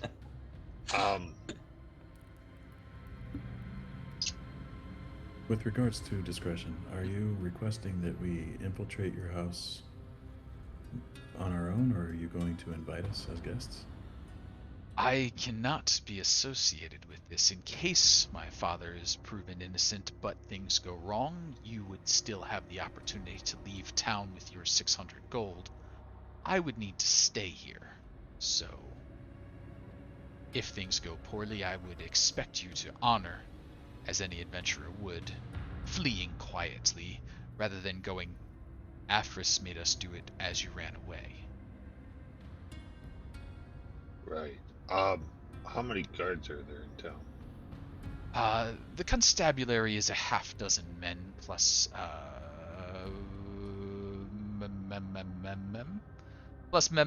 the constable himself. My father keeps 2 guardsmen with him at most times. They are quite skilled. I would recommend against tussling with them. I'd hope that perhaps keeping an eye on things as one can when not being watched themselves, you can ferret out if there's anything untoward happening. I believe I can arrange for my father to be out of the house for an evening upcoming. Do you think you could make your reconnaissance tonight?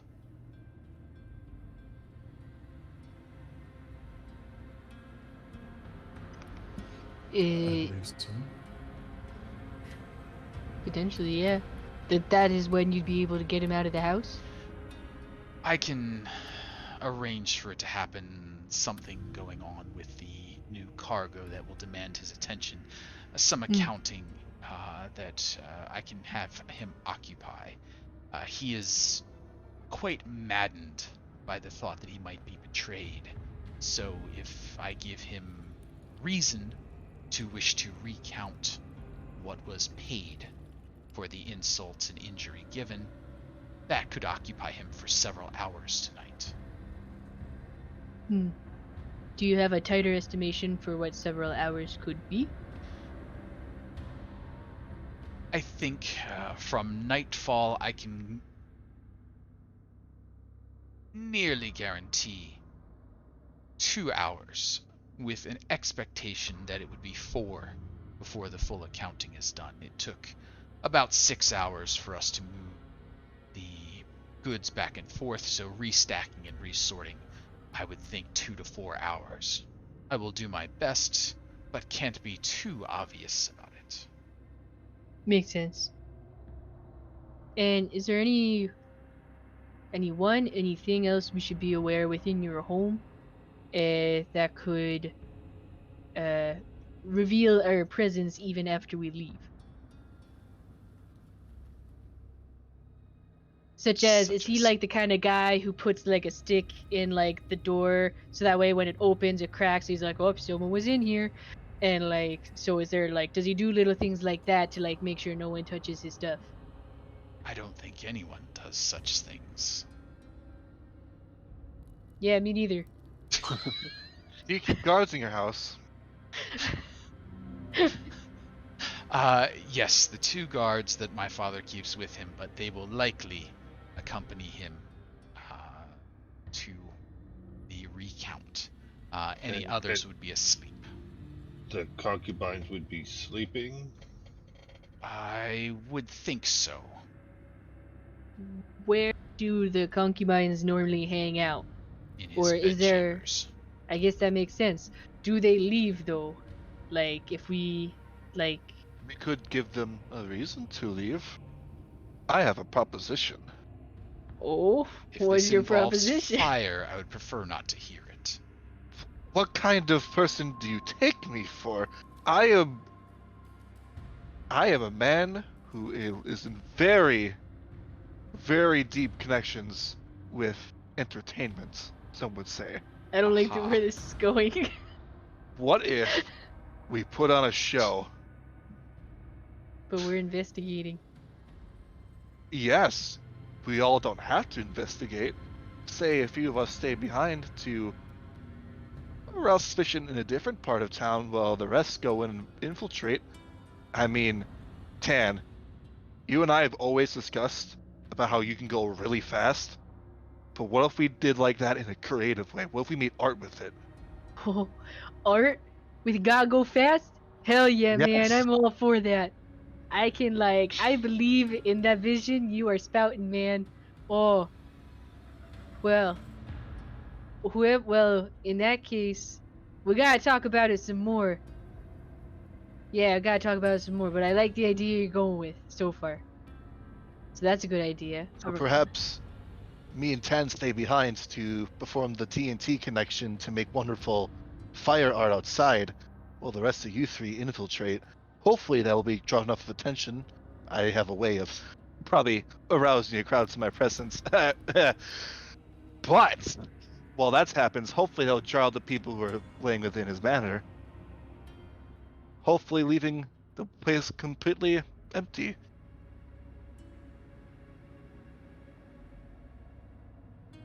Definitely the beginnings of a plan.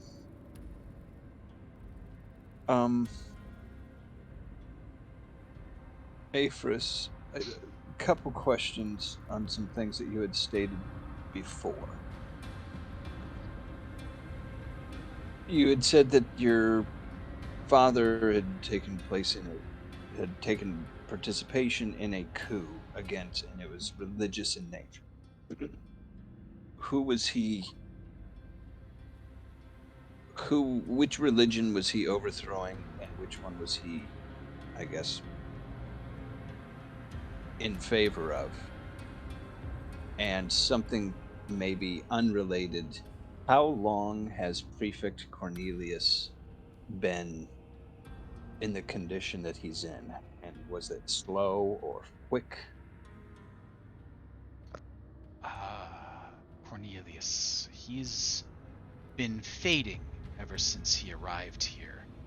He, as I understand it, arrived some 35 years ago. And sorry, this is Casey doing math. And when he arrived, it was as a punishment or a disgrace for something he had done. I suspect his mind may have been failing him and he spoke inappropriately in one of the grander temples. Since then, he has grown more eccentric. And now he's quite enfeebled. It's not the worst thing to have him here. It shields us from the bureaucracy, the taxes, and the tithing. So it is profitable, if perhaps slightly a black eye to Mitra. As for my father, this area has often been contested between those who believe in Mitra, those who believe in Set, and those who wish to have a hold on this land. My father ousted those who were unworthy of holding this area. It is my understanding he sides now more with Set. But your father. But such things are not entirely uncommon. A good man can still pay respect to a god, darkness. I believe my father does so, but perhaps he has gone too far.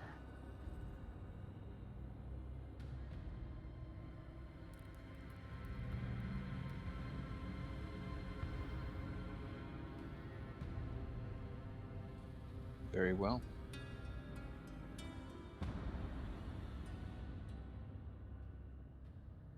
he is set in his ways. It is unfortunate. Still, this idea of entertainment is novel. I will make the arrangements to draw my father's attention to the buildings just south of here. That is where that which was traded is being stored. We can start the recounting. If there is some distraction going on outside, that might extend the time that my father's count takes, as well as a distraction for those who might remain within the house. I'll leave that to you. The less I know about it, the more surprised I can look.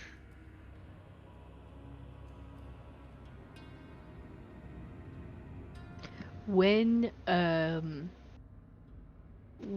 do you believe you could begin this process? So we know how long we have to plan, because we woke up a bit late, so I imagine it's not a whole lot of time. Sure. So I'd say it's probably 3 o'clock in the afternoon. At about this time, you had your lunch, you came up, you did some conversation. Afris is indicating that probably around 6 to 7 o'clock, he would notify his father. So 7:30, 8 o'clock, his father hopefully would come across and, start doing a restock inventory count. Hey, did somebody take an extra bag that they weren't supposed to? That kind of stuff. So that's kind of where he's aiming at. You setting up a little nighttime festival with fire and speed. You'd probably also want to wait till the darkness so that the fire looked real good. So that sort of works out there. And is that kind of the theory we're thinking?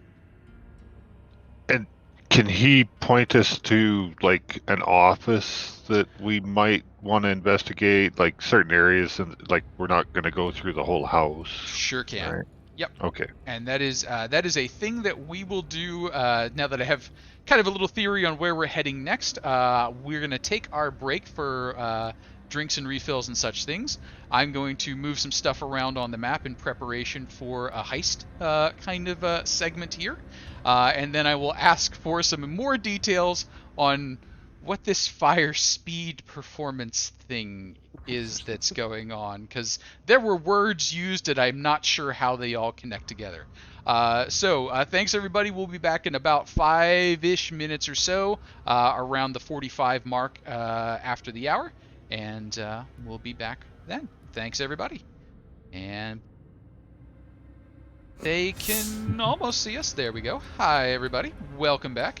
We are 20 sides to every story. We are working our way through the Dark Tower using the updated files from the upcoming original Adventures Reincarnated release by Goodman Games. If you haven't checked out the Kickstarter, do hop over there and check that out. The content has been quite good so far, and we have just barely scratched the surface as we are in the town of Mitra's Fist. The party is working with Afris, the son of Avarkus, the merchant baron of the area. Afris has outlined that he thinks perhaps his father is up to some shady shenanigans and would like the party to go check things out in the manor house. Now he's given a description of the manor house, so let's zoom our little map area over here. Just a moment. And what he has outlined is the manor has 2 floors to it. On the first floor, we've got the guard houses on the southwestern corner of the enclosure. So those basically guard/servant areas there. Then you have the main house, first floor, and a stairway up to the second floor.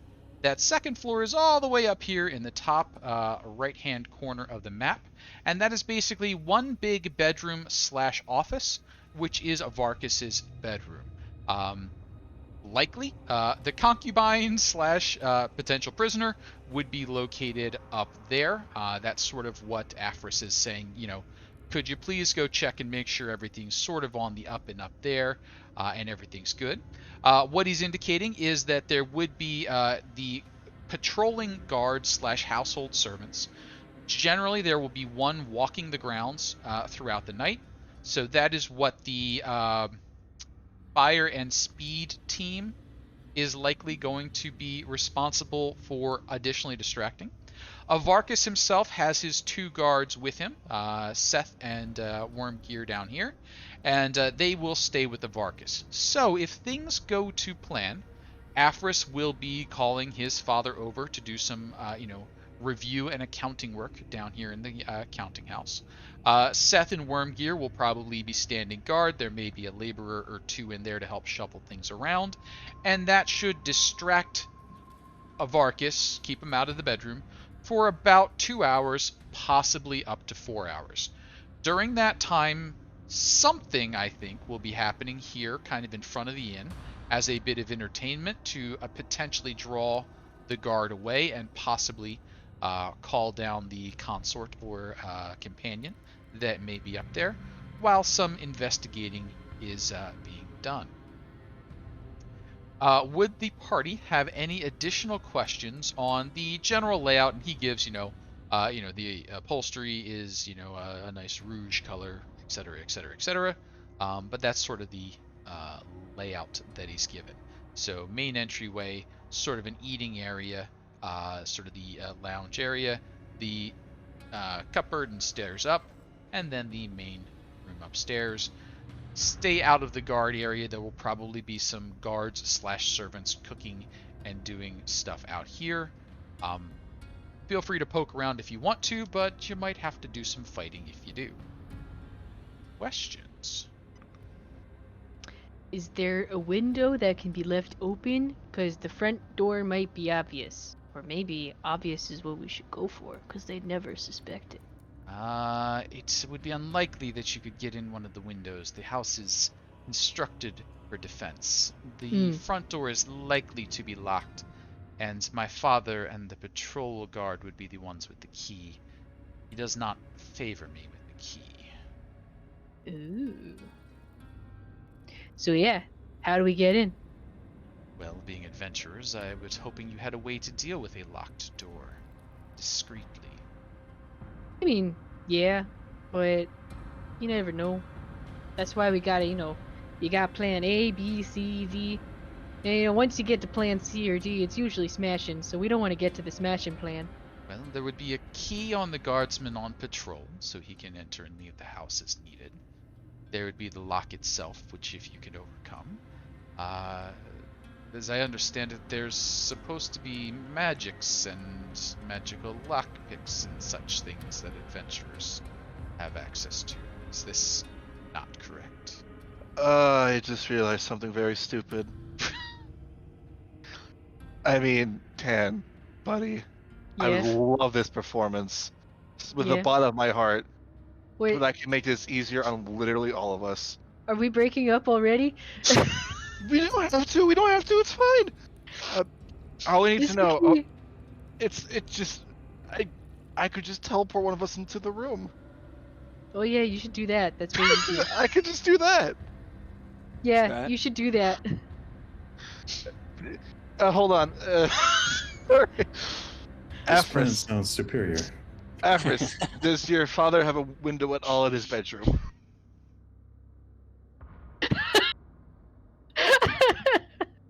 I have to mention door. Sorry, Go through just any of needed this fun. just needed a second after the elaborate plan. Oh yes, I can just go there. Yes, there is a window that you can see into that room. Great, that's literally all I need. We can work that into the performance. I can hold a blanket and drop it, and you'll be gone. I don't have to go. Oh. I just sit in the tavern technically, and I can just bamf literally all of you into the room, and I don't have to do a thing. That's true. But honestly, we should still do this performance just for fun. Yeah, because we came up with our name, and I don't know what to change it to now. Well, here's what I'm thinking. Okay. What we could do is just Yeah. while he's gone, Vargas is gone, I Uh-huh. just bamf these three Uh-huh. into the room, Yeah. and probably all we need is in his office. After that, we say wait maybe We need a signal. 5. Yeah, we need a signal because I will need to bamf everybody out of the room too. I can let you know with a sending spell when we are ready. Oh yeah. Or oh yeah. There's also message too, isn't there? Or there's like a cantrip too. I don't have message, unfortunately. Yeah, Yeah, I don't have it either. Message you need to be able to see. Sending, you just need to be on the same plane. So Oh, that might be better. updated plan. Okay. We set out our announcement to the town that we'll have performance at that o'clock. Mhm. Hopefully, that'll be enough to draw his lovely companions from the bedroom out of the house. And as that's happening, we will gather them around, and I will merely mention I have to quickly grab a couple more things from the tavern, which will be my lovely 3 companions right here, and then I bamf all of them into the room. As long as there's a window. So all I do is just see into the room, and then we should be fine. Mhm.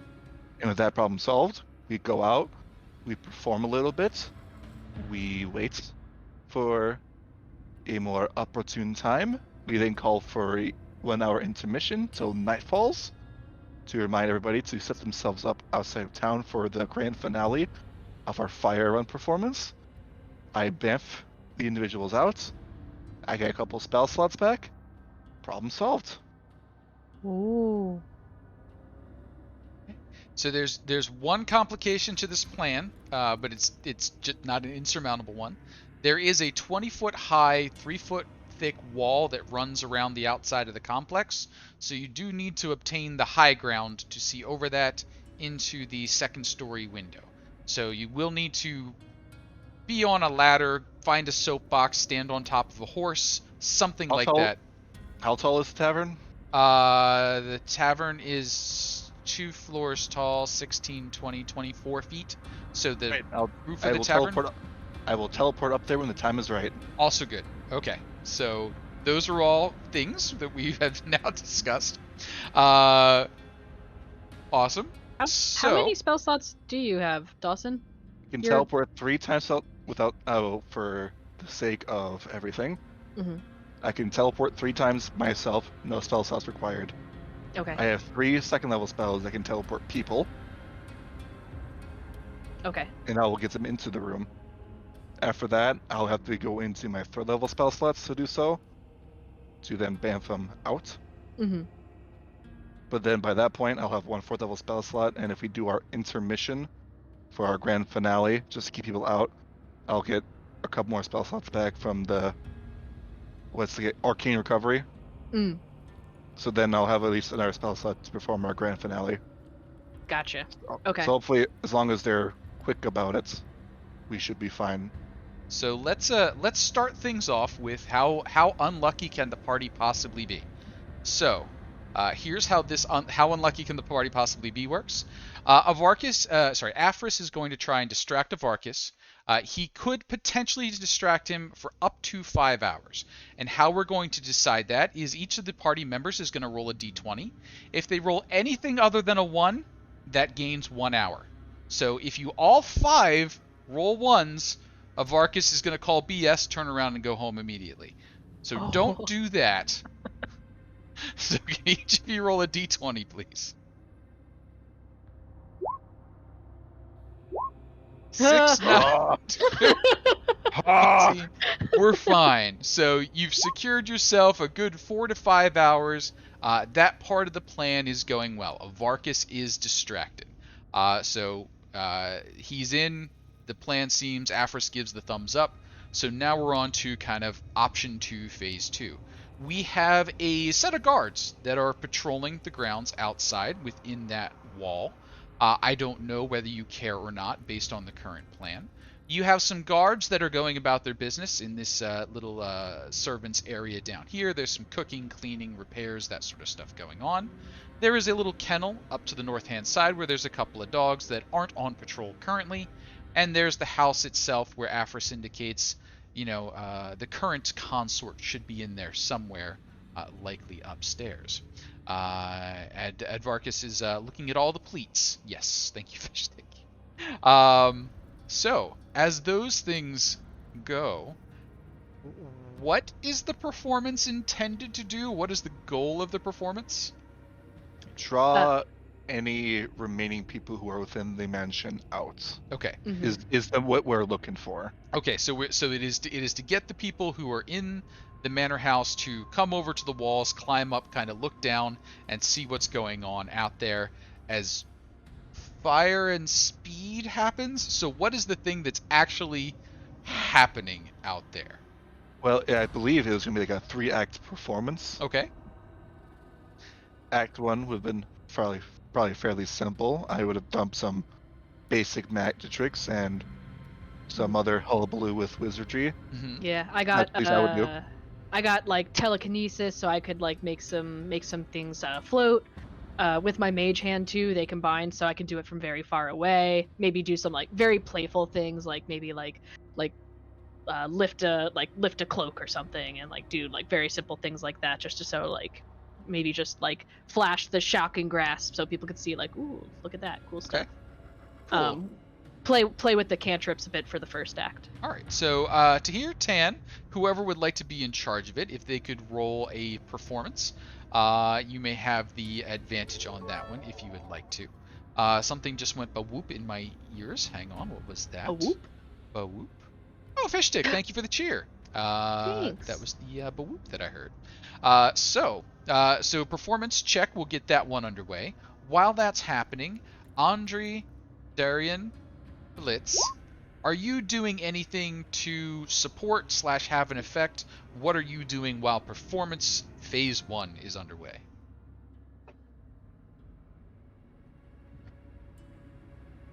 I'm just watching to see what they are doing. Sure. Sounds good. Yeah, definitely that. All right. Nothing draws a crowd like a crowd. There you go.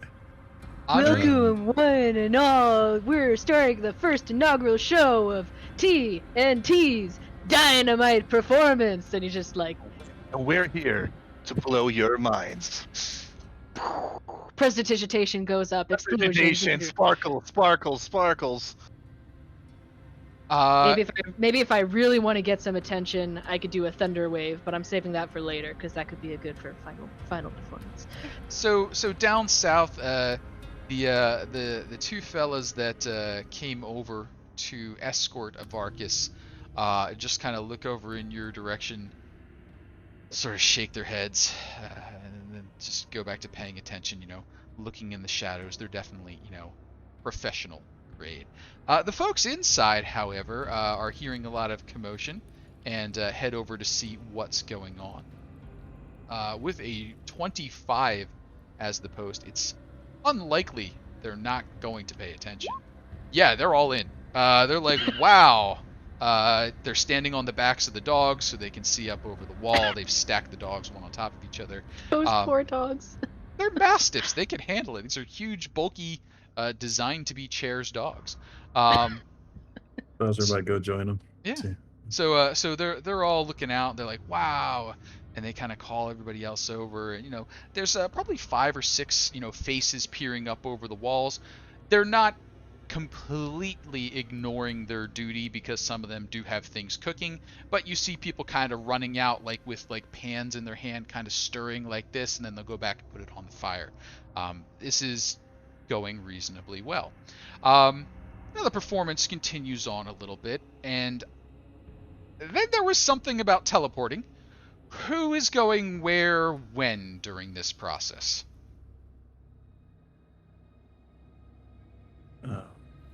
I think Blitz will whip up real quick a few applause signs, little light up things that say applause, and just set them down. You got it? And I guess we're headed to the roof. Do we all need to head to the roof of the tavern? No, you don't. Oh, just really? He actually recommends you don't even need to be in the area. It's within 90 feet of him. Oh, I think Andry would like he'd like to be in the area, And you could make the giant disappear, right? I prefer not that, because then that would cause some suspicion. Because then we say, like, where'd the giant go? Yeah, because then it would take a while to Alright. bring you back. Then you ta-da as you come out of that mansion. Sure. And yeah, you're getting a lot of attention from the folks around town. You see some faces you recognize. You see, Melkor with his stone teeth. You see the burly, fiery-armed Smith come up. You see a couple of people that you don't recognize, but you've maybe seen around town. One or two people that just seem naturally furtive. They just skulk, resting skulk face. So no matter where you look at it, there's always a shadow going across that way. But yeah, everybody's sort of like paying attention. The folks from the rough side of town have come up. They've got alcohol and they are just whooping it up. Occasionally something kind of tinks to the ground near you. You're hoping it's a coin. It might have been a stone. It's that kind of crowd. Make sure you keep them on your side. And so, who is disappearing to where first? Or are you all going at once somewhere? That's the part I was a little shaky on. That detail. I can't do everyone at once. It would have to be over the course of 3 rounds. Okay. But I can teleport everybody 90 feet from my position to a place I can see it. Okay. So eventually, the breakaway happens. You're prepping.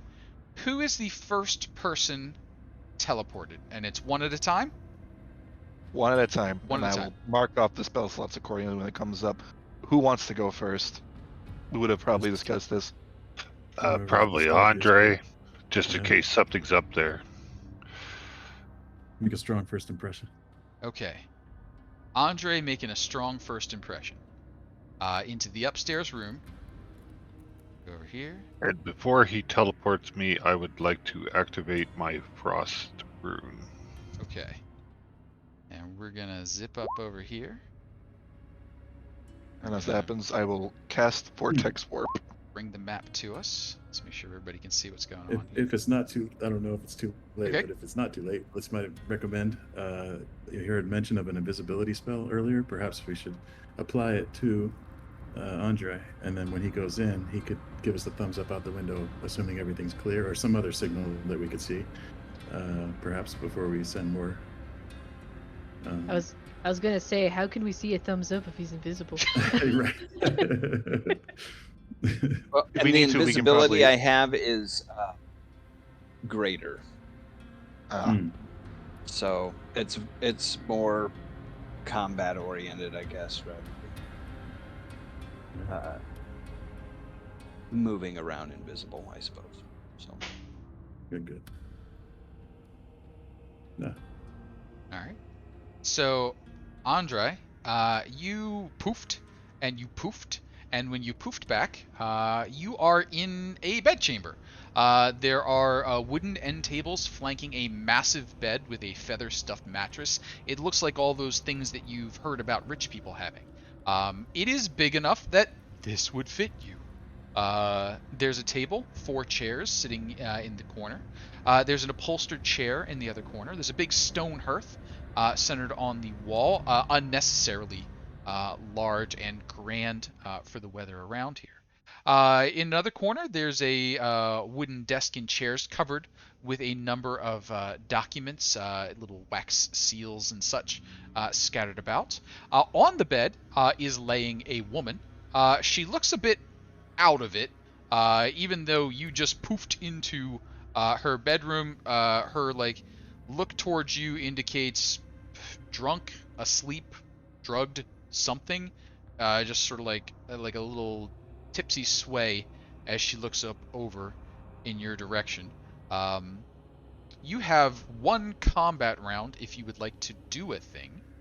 Would you like to do a thing before others appear? Can I move closer to her? Sure, you've got And full movement. I will ask her if she's okay. Are you okay? And she looks up at the sudden appearance of a giant. Does your frost rune cause anything to happen to you? Do you shed icicles or do anything like that? Okay, cool. I don't think so. All right, just double checking. Could I have a persuasion check from you?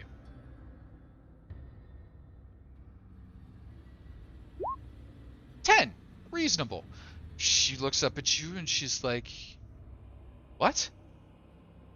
Who are you? What's going on?" The new guard. Oh.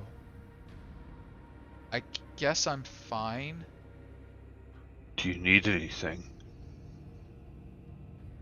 No. Okay. Okay. And then as 6 seconds pass, who is the next person that poofs in? I probably would poof in Donovan. Not Donovan. That's a different character. Dahrian. Dahrian! Dahrian, as you poof in, you see Andry talking with a woman who's laying on a bed, looking a little bit out of it. You see the same things going on in the room. She's a little more awake this time, and you definitely just sort of appeared out of nowhere. She says, "Hey, She doesn't need anything. where did you just come from?" He came from the stairs. I don't think so. I cast sleep Ooh. on her. Okay. Go ahead and give me sleep dice.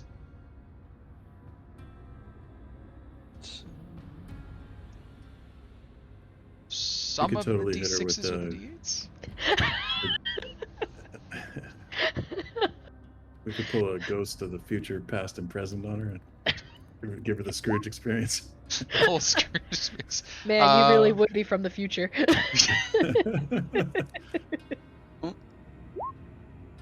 18. Yeah, she just clonks right down.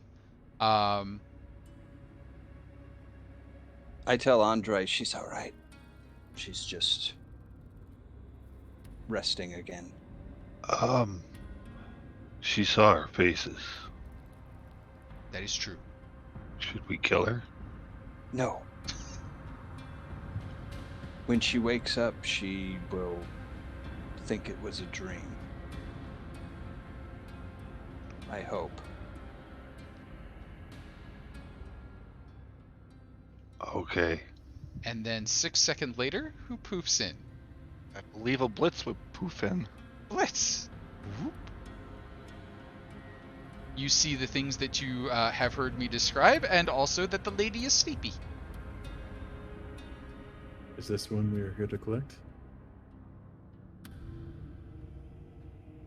I don't think we can take her without him noticing that somebody was in here.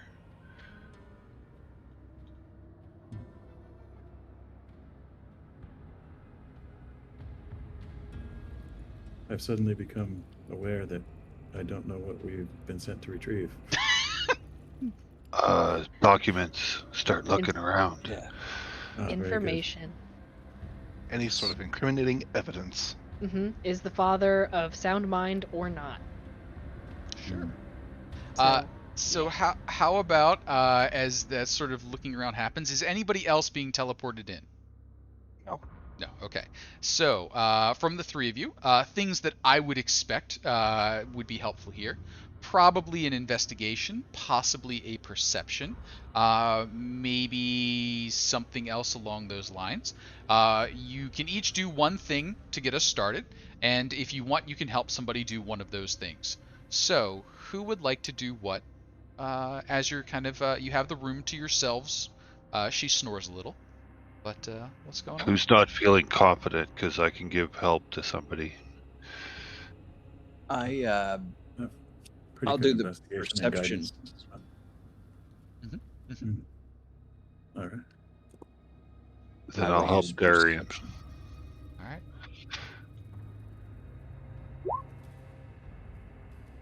Dahrian with the Oh, help, a big. 24 on the perception. Very nice.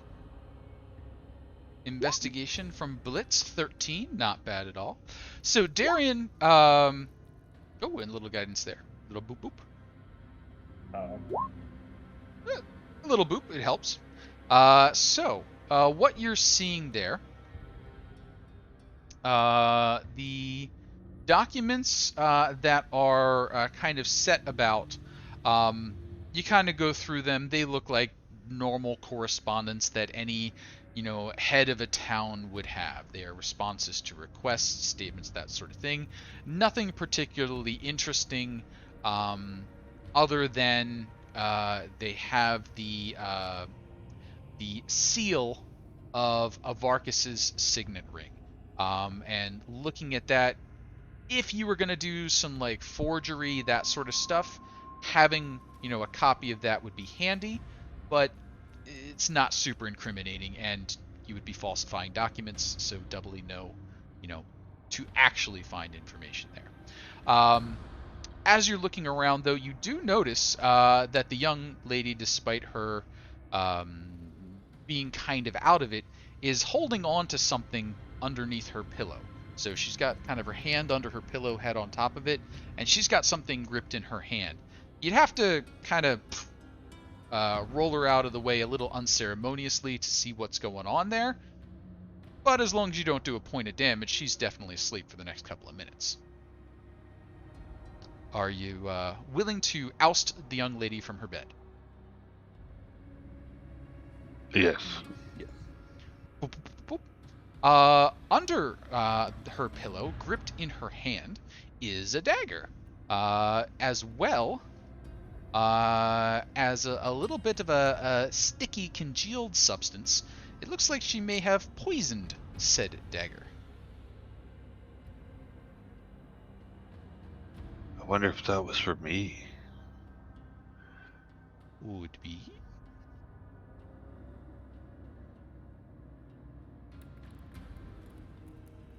And we pretty much looked through this whole room. So you've discovered that thing.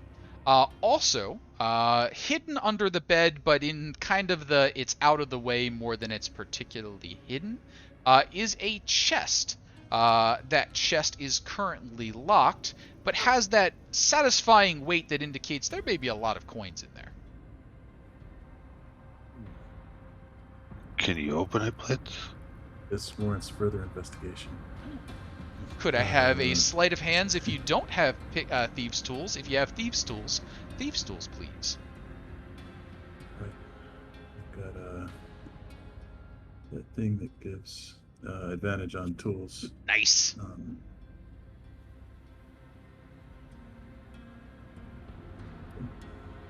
And guide yourself.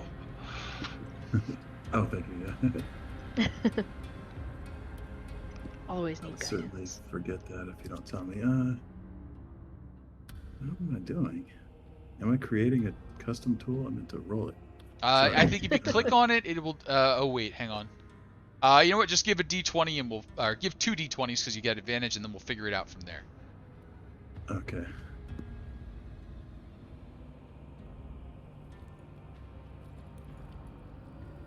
Uh-oh.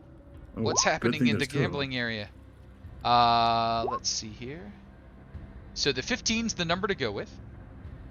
And a 15 is pretty good because you're going to get your proficiency and your skill set on top of that. So with a little click, the lock unlocks, and you see contained inside quite a pile of coins. It Evidence. looks to be at least 1,500 coins in there, so quite a weighty amount. The majority of which are silver, but a significant portion are gold, and you see the sparkle of 1 or 2 platinum pieces scattered in there as well.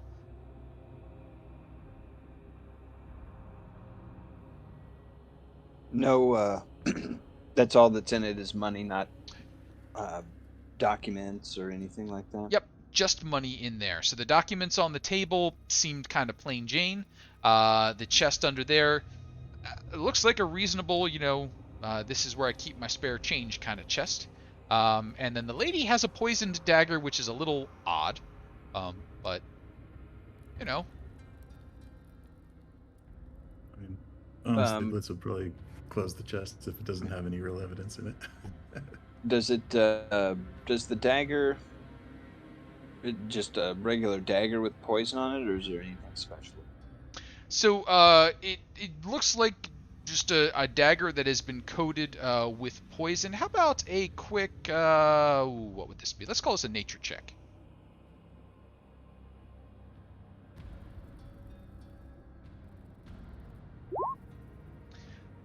So yeah, you can tell it's meant to be a poison of some sort, but you can't identify what type of poison it is. Animal, vegetable, venom, allergic reaction, something. Right. It's just meant to make the dagger more nasty than it is already. She's not bound in any way. Just She laying is pretty. not. Well, she's forcibly unconscious at the moment, but other than that. Mm. He doesn't have to tie her up to keep her here. Like, where would she go? Yeah, what was the other room that we were supposed to look at?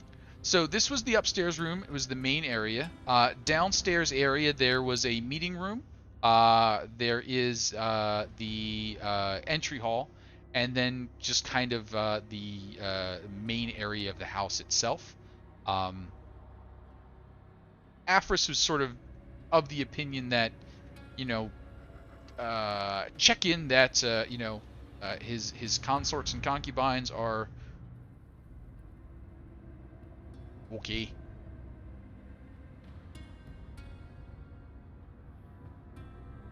Did we check downstairs? Should we check for a secret room? Maybe he just didn't know about it.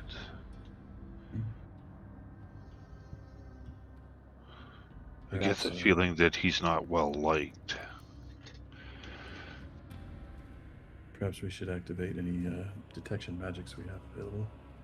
Just unless anyone stops him, Blitz will start ritual casting like a detect magic. Probably should have done that before we got over here. That's okay. Sure.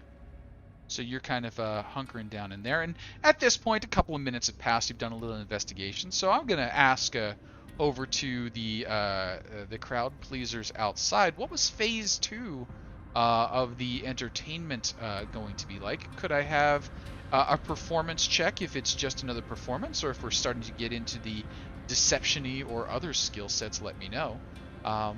What's going on outside? I don't believe there's any sort of deceit we are trying to pull with our performances here. No. I think though, what would be cool is, you got a sword and I do. got a sword. What if we did some like magical choreographed sword fighting and just like we're like dancing around? Ask me. Not ask me. What am I saying? I'm too excited at this. Can you light your sword on fire? Can I do that? Can I give that effect with like a prestidigitation or like a well-placed firebolt kind of thing? I feel I don't have flame blade, but like for the sake of like, ooh, I will sparkles. absolutely do a sword dance with you. I feel anytime. that'll work. So what I'm thinking that I'm hearing here is probably either an athletics or an acrobatics, or a attack roll. So I would say any of those things are what I would expect to see out of a sword dance, magic combat sort of set. If you've got other ideas, I'm willing to hear it. But I think those are the rolls I would expect to hear. I'm pretty good with attack rolls. Okay. That does If you want to make do that, sense. All right.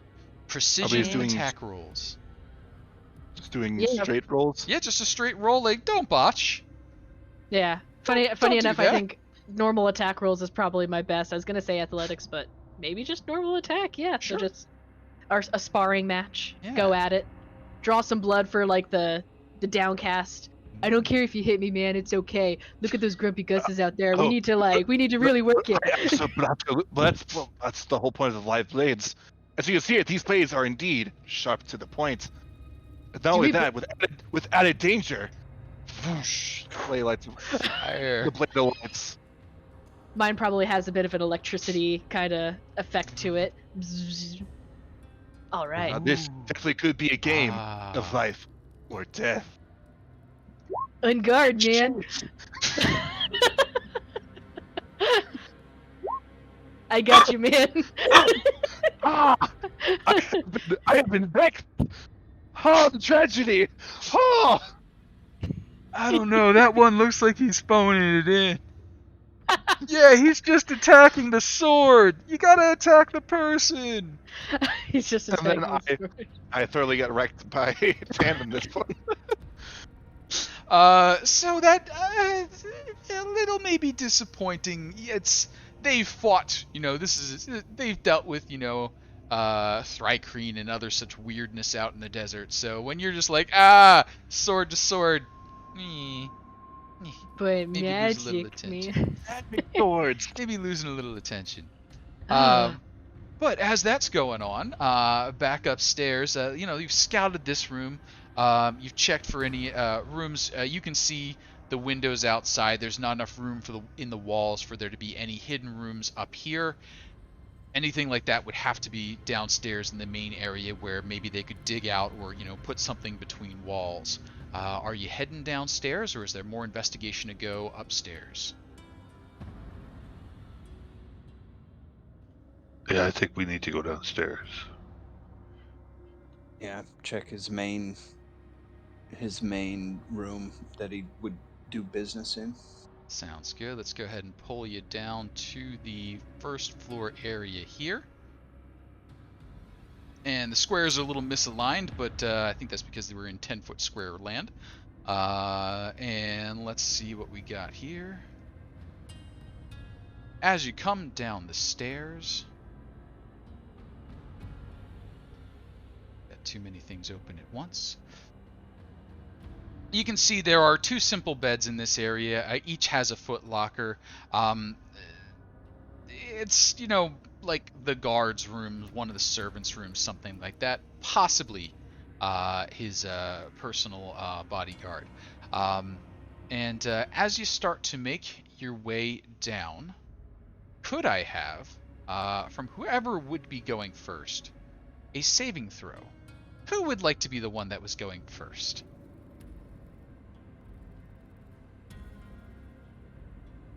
Andry will. Andry will. Could I get a DC 17 Wisdom saving throw?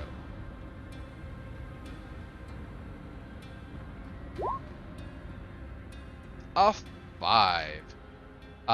You don't even give it consideration. You just start walking your way down the stairs. Who would do something to their own main staircase? Well, a Vargas would. And what happens is the stairs go from being stairs to being a slide. They drop down with a little click, your feet no longer have friction, and whoop! Could I have a DC 15 dexterity saving throw, please? A 13 is unfortunately not a 15. From the top of the stairs, Andry starts picking up speed. Whoosh, heading what level down barbarian there. are you, Andry? Sorry, what was that? What level barbarian are you, Andry? Oh, does he have 1. advantage? Oh, just 1. Oh, yeah. Nope. No danger sense there. So, whoosh, you're going down, heading towards what looks to be an open pit trap at the bottom of the stairs. Anything that you may be doing about this situation?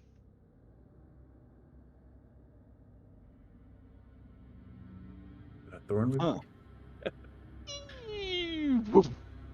You hit the bottom of what once was a staircase, and you now give it a little whoop whoop whoop and fall down into a small pit. Inside the pit, you fall 25 feet onto a pile of refuse. That refuse... Didn't think I'd get to use this one. Didn't have this one prepped. One moment.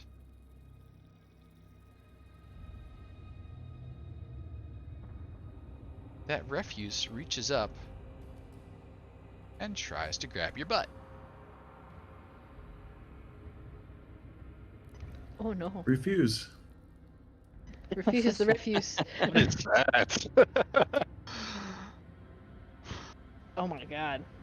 Andry, That's a goop thing.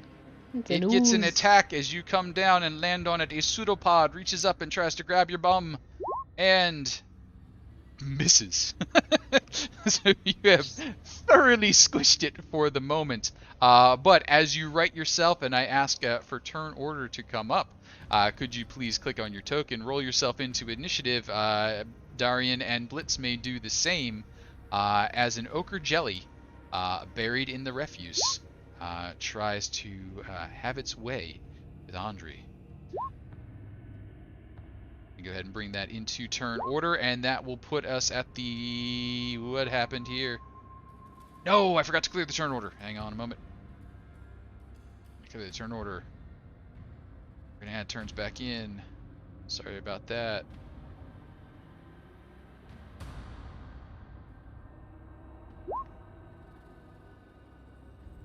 And that was... yay, there we go. An ochre jelly with a 9. That was an Andry with an 18. And a Dahrian with a 1? Okie doke. Set that up. Andry, you are the first to go as you recover. You're 25 foot down in a pit with a jelly reaching up from under your butt. What are you doing? I would like to rage. You certainly may. And then I don't know if this will work, but I will try and punch it. You may certainly try and punch it. 26 is definitely going to hit. That is 8 points of unarmed damage. That seems to work just fine. Excellent. I'll punch it again. Okie dokie. 22 is going to work. 11 points. Works again. Anything And else? I don't think that's adding the rage in. So that'd be 4 more for rage. 4 more rages. Wait, you get a +7 without your rage? Yeah, I have 20 strength. Oh my goodness, you are a beast. We are level 7. Fair enough. Andry, anything else for you? I'll grapple it. Okay. What could go wrong? I don't know. A 10 versus a 15. You have also Squish. grappled it. Yes, you have. And so, grappled and beaten, the ochre jelly looks up to see what Blitz might be doing. Blitz, you're currently at the top of the stairs. It is a slide heading down. You'd have to do a little Dexy check if you wanted to try and get down via the stairs, but there may be other options available. What are you doing? I was thinking of tossing a rope in to see if he wants to grab hold and we can pull him back out of there. Sure. You can free action toss a rope down. You could use your action to tie that off to a banister, big piece of furniture, something like that, or you could use an action to stand there and be ready to pull up, or do something else with it. Anything else with your action? Guidance to Dahrian, just whatever he's going to do there. But otherwise, the things you mentioned with the rope, tying it off sounds like a good idea. You got it. Rope is available should you wish to climb up out of the pit. Andry, that is going to bring us to our jelly. Jelly is going to try and poke Andry once more. Poke. 16, Andry? That hits. 10 points of bludgeoning, 4 of acid. Reduce the appropriate amounts. Dahrian, what are you up to? How long does guidance last? Like a minute? Yeah, I think a minute or the next action or something like that. Yeah, concentration or the next time you use it for a skill. Up to a minute. Yep. Okay. I am going to, as a bonus action, do Steps of the Night. I assume that this place isn't, like, brightly lit. Nope, or whatever. fairly dim. So I pretty much just take flight. Okay. Stand just about a foot over the slide and fly down to see what the hell's going on. And when I see that, I will go ahead and, I suppose, Sacred Flame. Sure. Dexy check for the ochre jelly. 17. Not bad, ochre makes jelly. it. All right. So flying but safe. Dahrian, anything else? No. Got it. Andry, the light came down, but it didn't scorch the jelly. What are you up to? Well, punching it seemed to work pretty well. It did, surprisingly. I will punch it. Okie dokie. That'll hit. Wow, that's a lot. +2. And then I will kick it. Okay, it is still a jelly, and you're kicking it. That definitely hits. That is enough. With punches and kicks and other such things, you scatter the jelly to the point that it is now just goop on the refuse. Dahrian, you are floating just above the lip, kind of angled down. There's a rope handing down. Climbing out should be relatively easy if you wish to do so. I will ask Andry if there's any opening down there, or is it just a... I'll look around down here. Is it just a hole? Sure. It is. It's a 15-foot square room with detritus and refuse and stuff in it. It looks like a kind of a garbage disposal using the jelly to dissolve things, as well as a handy-dandy trap. How about an investigation check as you poke about to see if there's anything interesting in the refuse? Investigation of 15.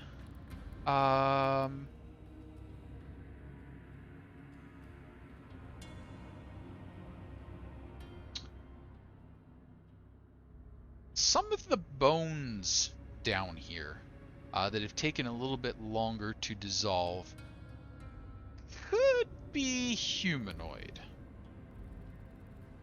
There's not enough of them left that you're like, yep, this was a person, but you are kind of suspicious and looking at these. They're a little more people-shaped than they are farm animal-shaped. But there's no clear, like, there's no human skull like dead ringer. What about jewelry or... No jewelry, nothing valuable. So this is a waste pit, more than it is like, you know, accidental things.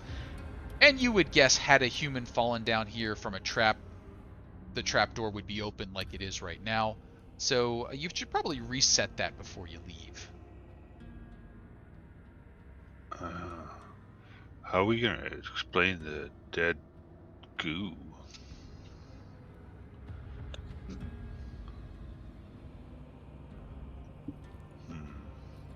It may be a while before they realize that it's dead. Yeah, maybe. Yeah, okay, we'll close up the trap. Okay. Could I have, I believe this is going to be a Blitz special. We're going to want a sleight of hand or thieves tool to reset the trap. Andry could certainly make the roll if you choose, but I feel like that's a sort of falls in line with the tool fellow. I don't know. I got a +2 and advantage, so... Oh. I don't know if Blitz wants to do it or not. Yeah, I'm doing it. I'm sorry, I just got lost in this thing. That's okay. I remember you showed me a way to do it before. Where it was... I think you just click on it, it'll say go. which skill, and then you pick the skill, and then it fires it off, but if it's not doing it, just hit it with the 2d20s.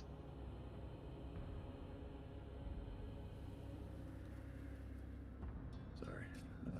No worries. Cool.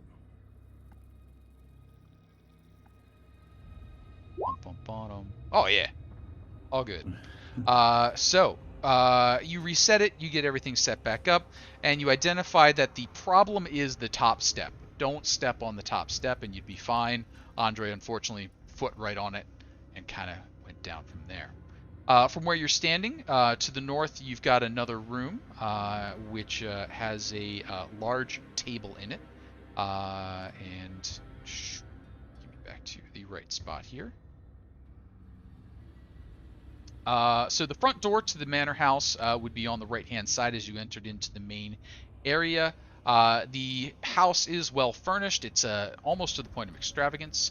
Divans with blue fabric along with matching upholstered chairs, red stone for the hearth, polished oak mantle on the western wall, a little series of figurines of various nobles and well-to-do individuals, kind of their own marketing. In the room beyond, there's a meeting chamber. It is got a big stone table, a large chest, 6 chairs, the kind of room where they sit people down and they've got whatever they want to display in the chest, and then, big reveal, open the chest kind of thing. Kind of envision what that's doing. There's some casks about for oil for the lanterns. And could I have the investigation and perception checks that you might be thinking about rolling here?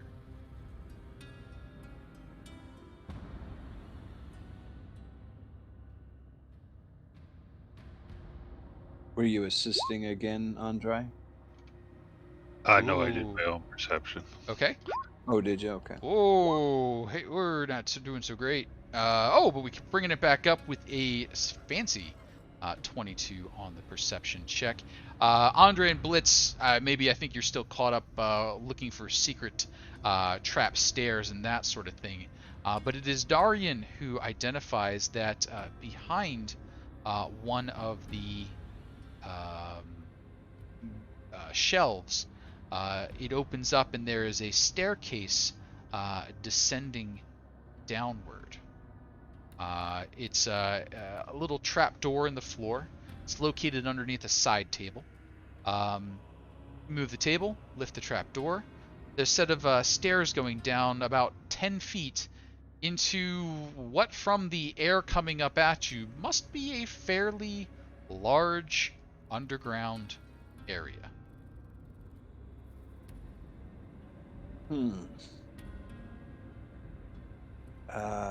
Check the stairs for traps. Sure. Give me a quick investigation check there.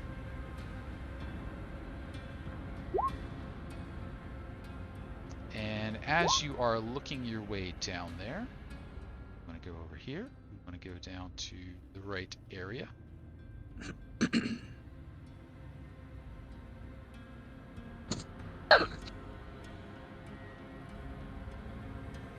A dark room of finished stone, 15-foot square, a set of stone steps climb into it from above.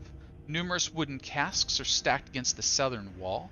Scattered around the casks are 3 spring-loaded, jagged-jawed traps, each about 3 foot across. Oddly, maybe, each of the traps is baited with a few gold coins. And I think as that oddness is found, that's where we will start to wrap for this evening. And what I'll kind of be asking is when we come back, we'll decide if the party is gathering up to head down into this area, returning back, or brave enough to continue through, bear traps baited with gold.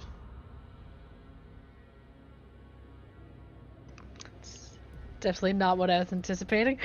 Yeah. So, thanks everybody for hanging out. I'm going to draw it to a close here, maybe 5 minutes earlier than the players would like me to, but there's a chance that we might do something that would take a while to resolve if we let them go much further. So, with that notable, hey, there might be danger coming, thank you all for hanging out and playing with us. We've been 20 Sides to Every Story.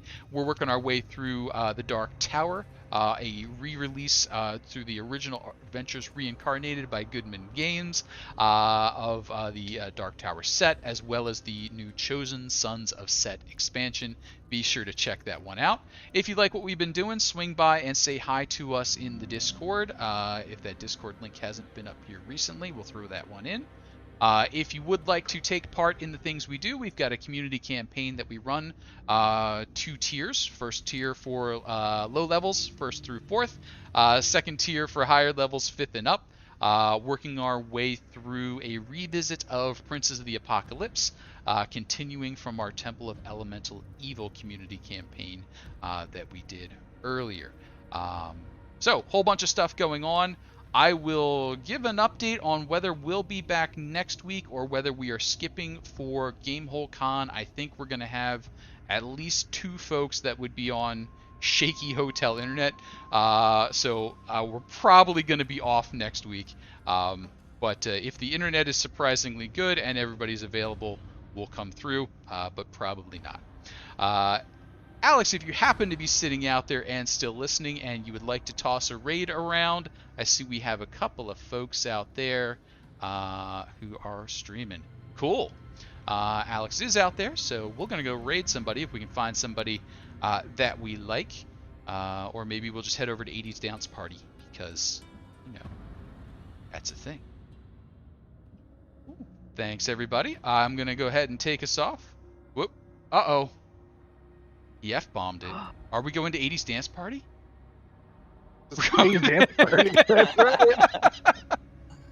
So let's get a raid for 80's Dance Party. Occasionally you will see 20 Sides to Every Stories members hanging out there and dancing. All right, talk to y'all later. Thank you, Casey. You got it. Thanks, Casey. Yeah.